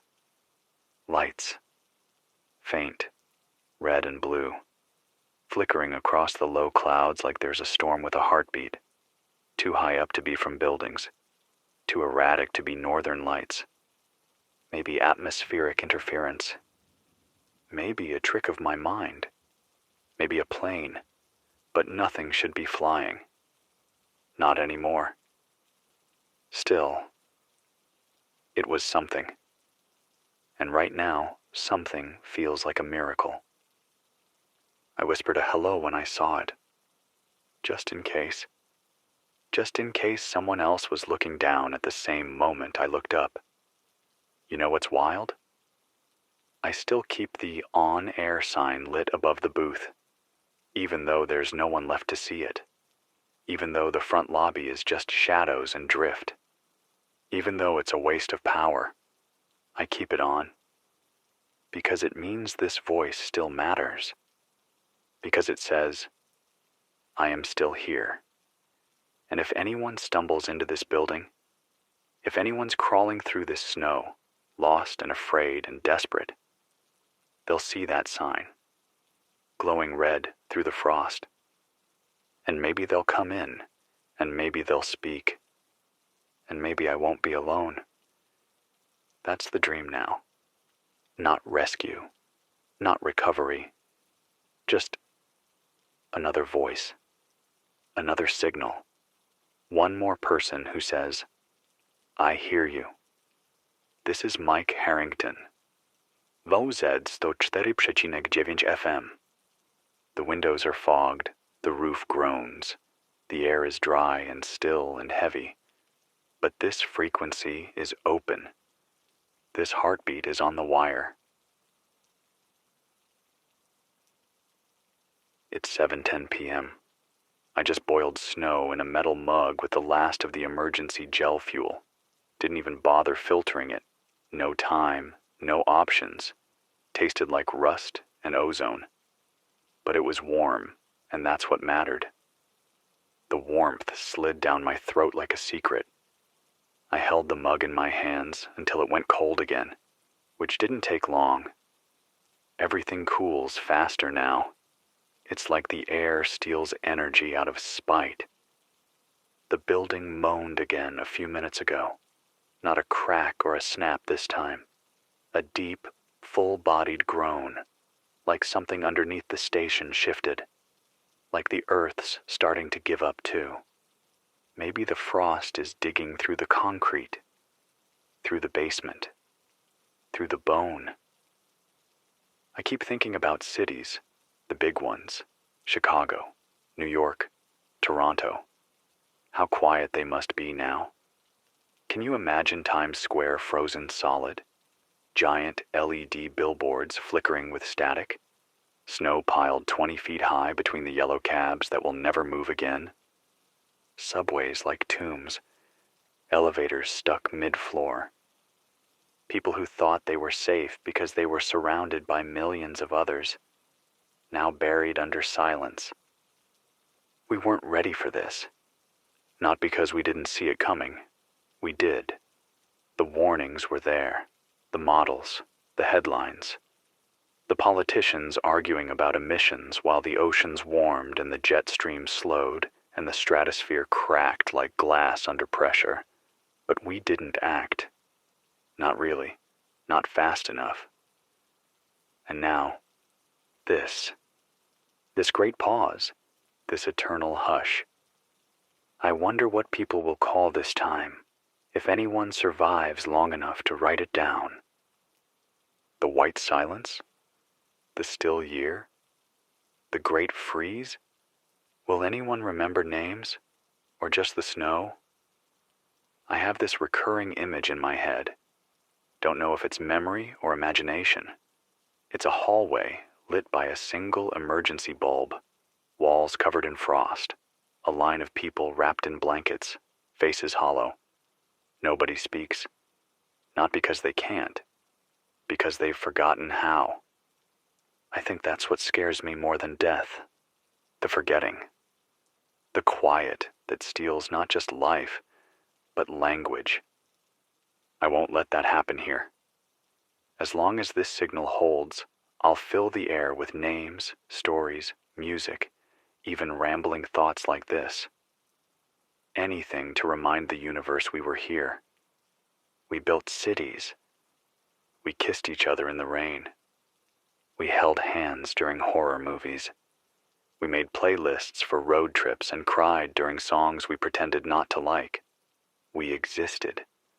And we were loud. I just remembered something else. The last message I ever got from a listener. It was 2 weeks ago, before the cell towers went dark.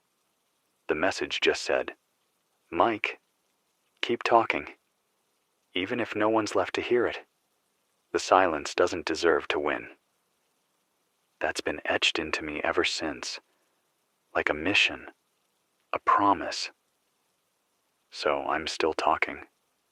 Not because I think it'll save me, but because someone, someday, might find this tape, might pick up the signal, might tune into this ghost station and hear me. And maybe, for a moment, they'll know they're not the first to survive the end of the world.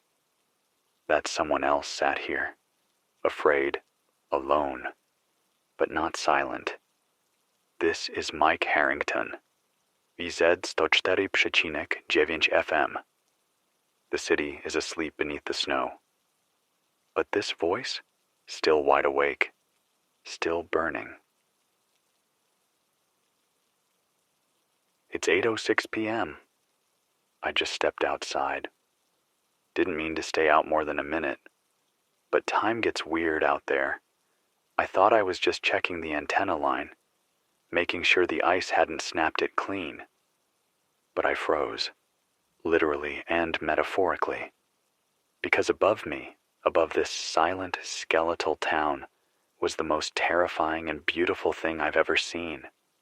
The sky had split, not open, not broken, just fractured.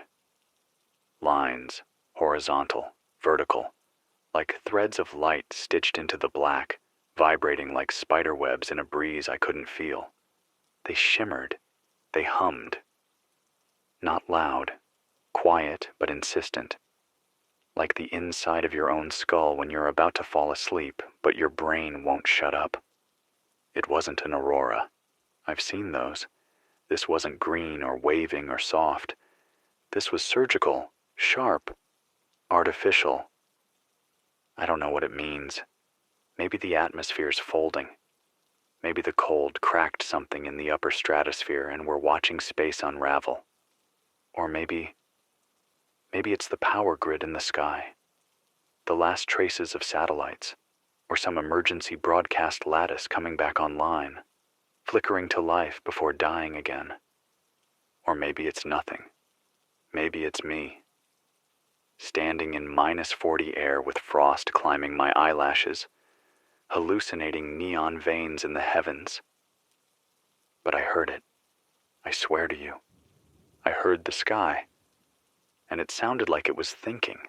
So I came back in, sat down, pressed record, and said, I'm not ready to go quiet.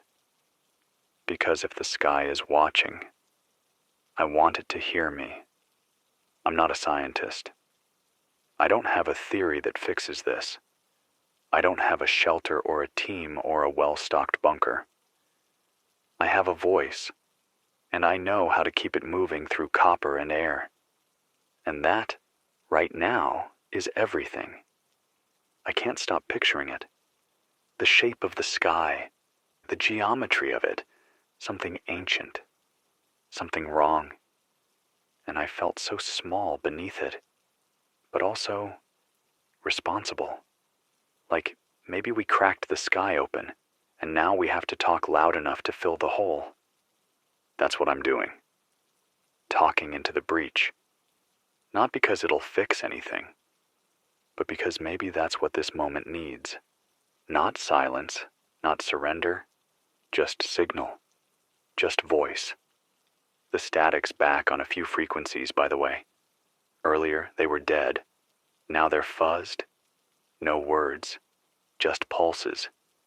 Maybe someone else is out there. Maybe the storm is lifting. Or maybe it's just the sound of machines dying in harmony. I'll keep checking, every hour, on the hour, until the battery dies. Or I do. This is Mike Harrington.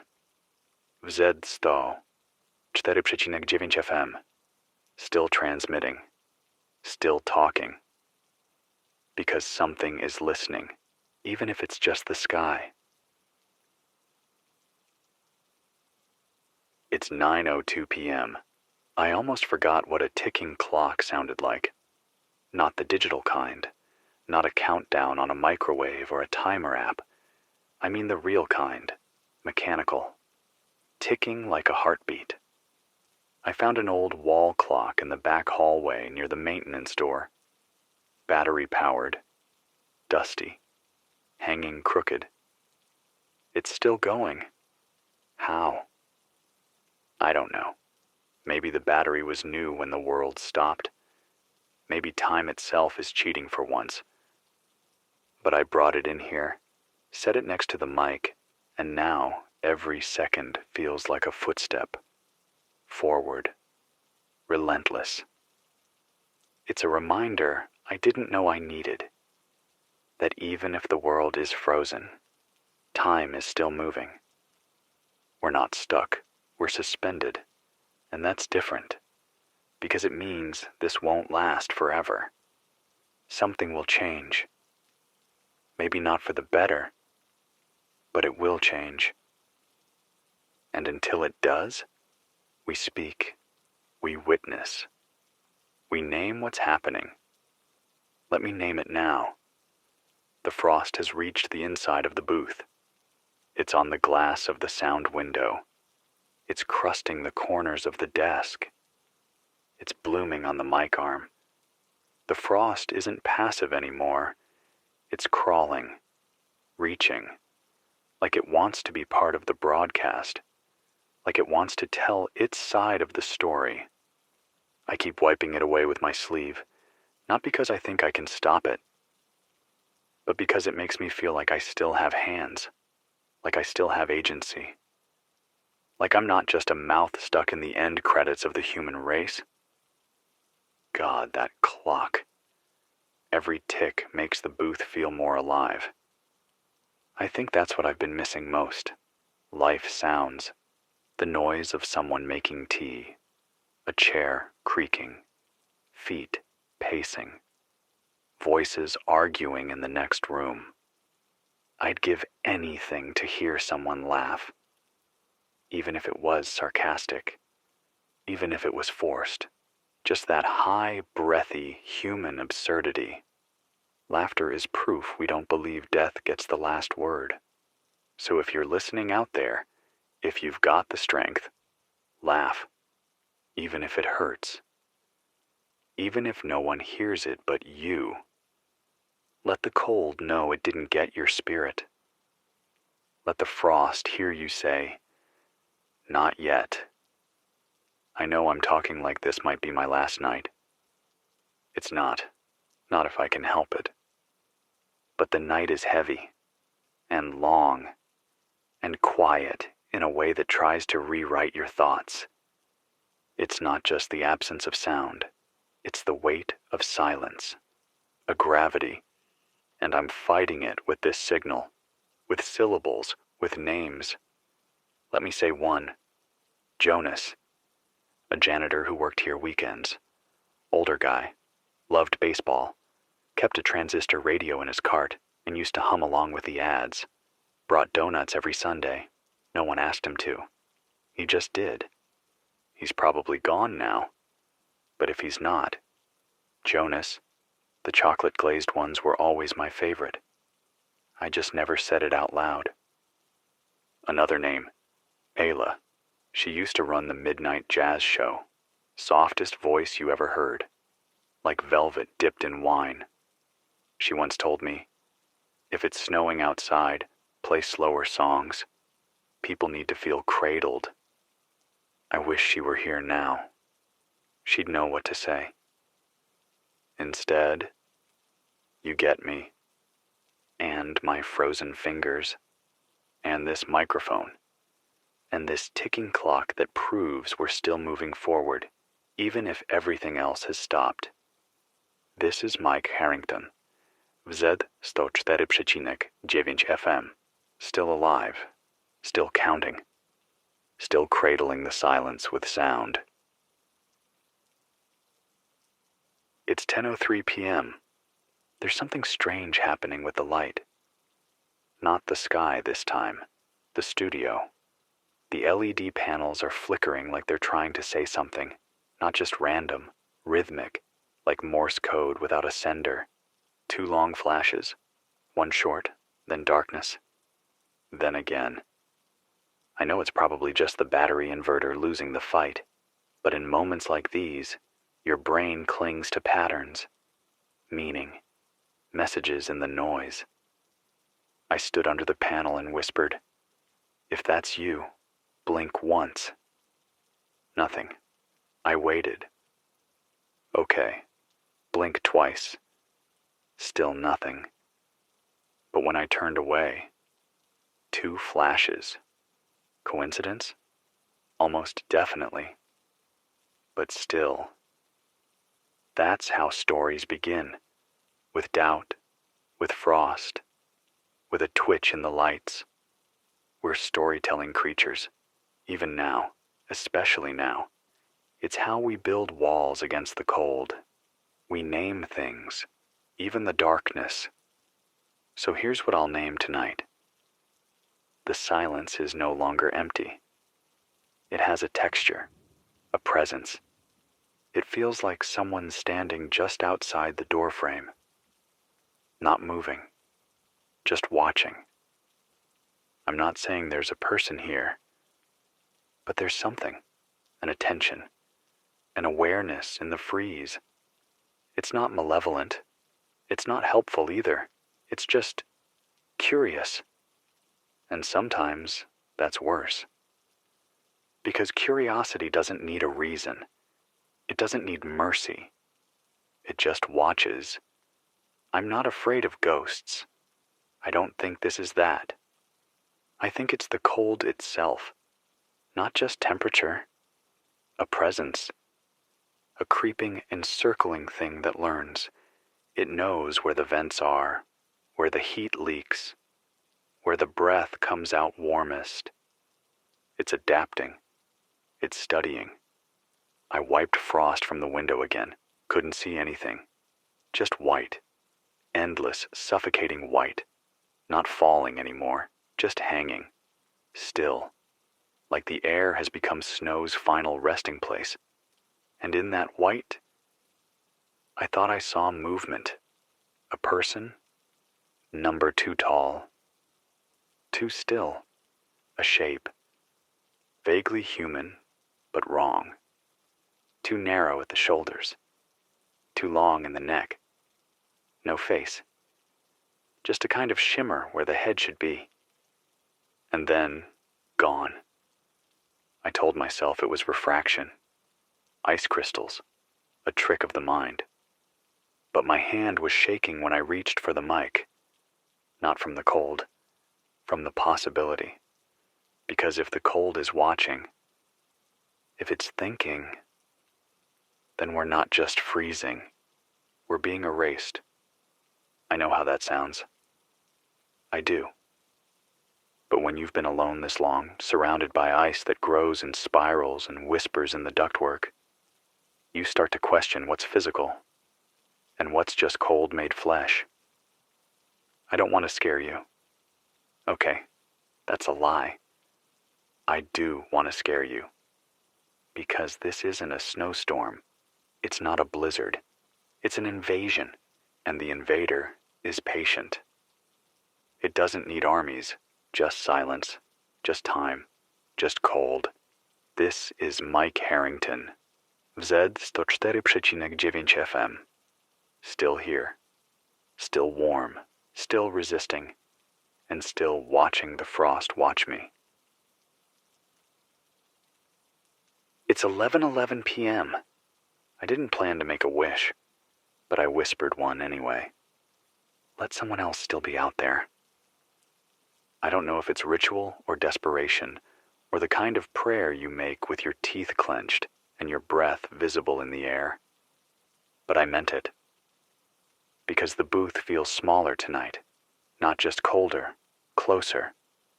Like the walls are slowly inching inward. Like the insulation isn't just failing, but watching me fail. There's frost on the mic cord. That's not supposed to happen. This gear is rated for sub-zero. I've seen this same Shure SM7B mic survive beer spills, dropped amps, and a small fire in Studio B. Now it crackles when I touch it, and the signal wavers when I breathe too hard. That's not a power issue. That's the cold winning. I've layered every piece of clothing I can find. Shirts, gloves, scarves, a ratty fleece from the lost and found bin. Still, my fingers are stiff. I'm typing with thumb joints like frozen bolts. And yet, I won't stop. I can't. Because there's a weight behind me now. Not metaphorical, not poetic. An actual weight. Like something is leaning against the studio door. Not pushing, just resting, breathing. I haven't turned around. I won't. Because if I don't see it, I don't have to believe it. Maybe its frost warped the hinges. Maybe a snowdrift collapsed against the building. Maybe I'm sleep-deprived, starved, slipping. Or maybe, just maybe, the cold has grown legs, has learned how to lean. There's a frequency I keep hearing. Low, subsonic. You wouldn't notice it unless you've spent years in headphones. Years tuning EQ bands by feel. It's under the static. A low hum, alive, intentional.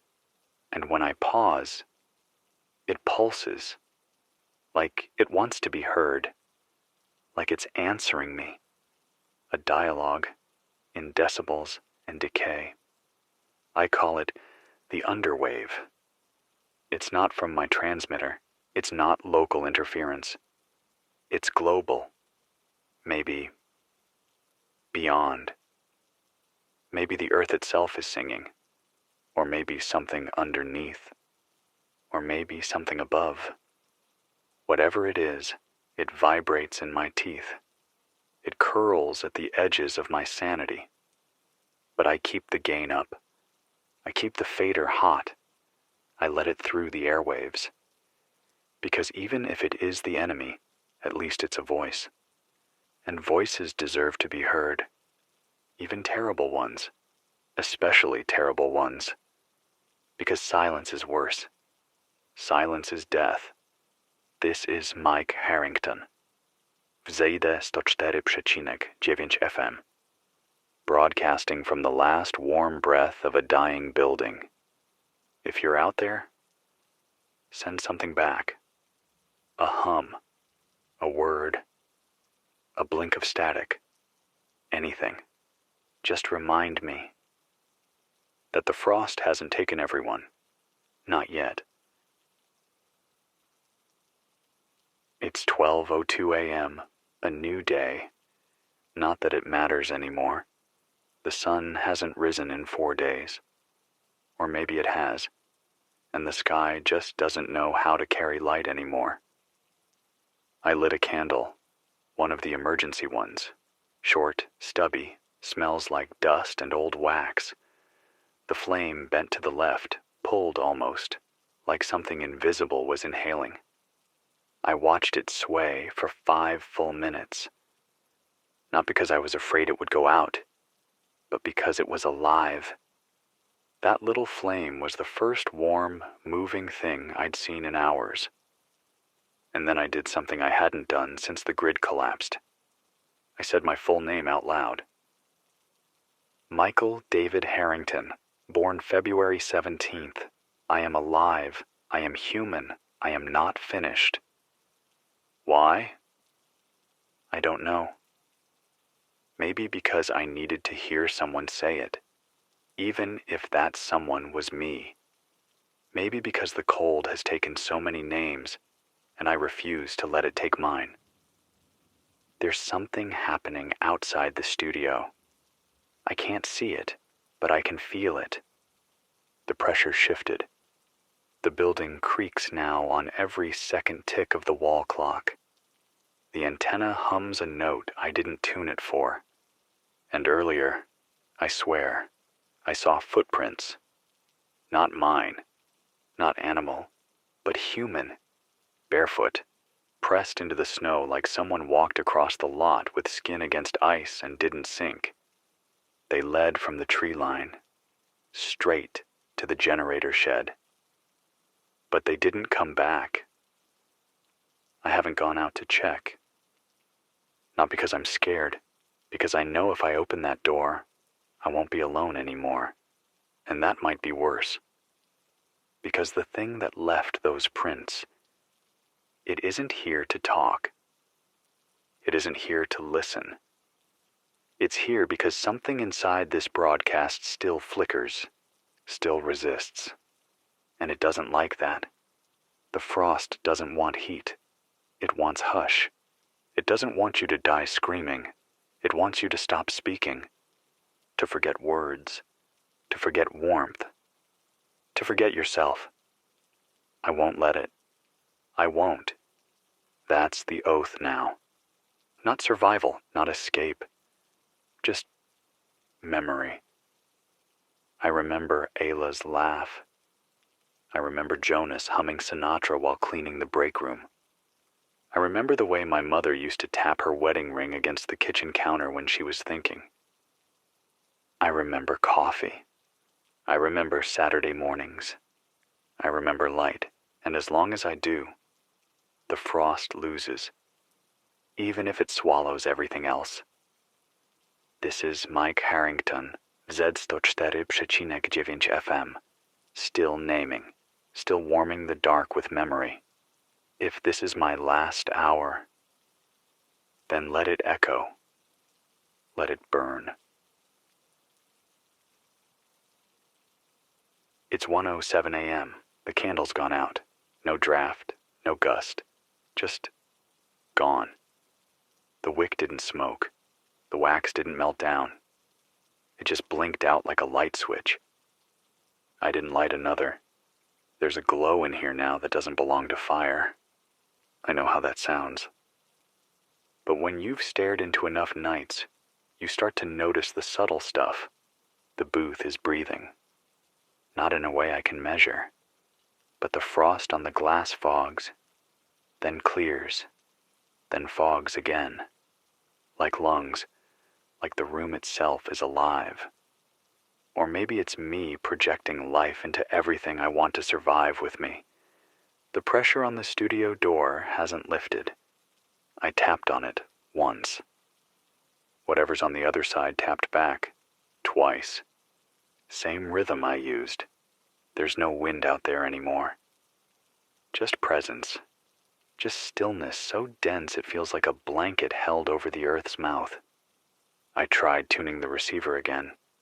Swept from 87.5 to 108. Nothing but frost static. But then, right near 93.7, I caught a whisper. Not a voice, not words, but intention. A tone that feels like someone leaning in too close.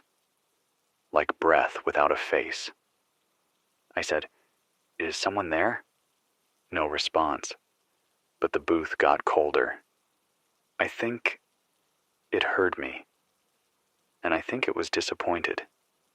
Because this cold, it's not trying to freeze the body. It's trying to quiet the signal. I feel it now, deep down, like a tuning fork in my ribs. The frost isn't just weather. It's something else, something old. Not a storm, not a season, a correction. A force that moves across centuries, whispering, enough. Enough noise, enough heat, enough human. And we, broadcasters, musicians, teachers, storytellers, we're the last resistance. We're the flare-ups. Every syllable I speak is an act of defiance. Every breath into this mic is a heresy against the frost's gospel. So let me commit one more sin. Let me describe the world as it was. The buzz of neon signs in city windows. The rattle of train tracks under worn shoes. The chorus of coffee machines at dawn. The click of a loved one's voicemail button. The warmth of someone's hand when they think you're not looking. The smell of rain on pavement. The idea that tomorrow might be better. That was Earth. Not this frozen silence. Not this creeping forgetfulness.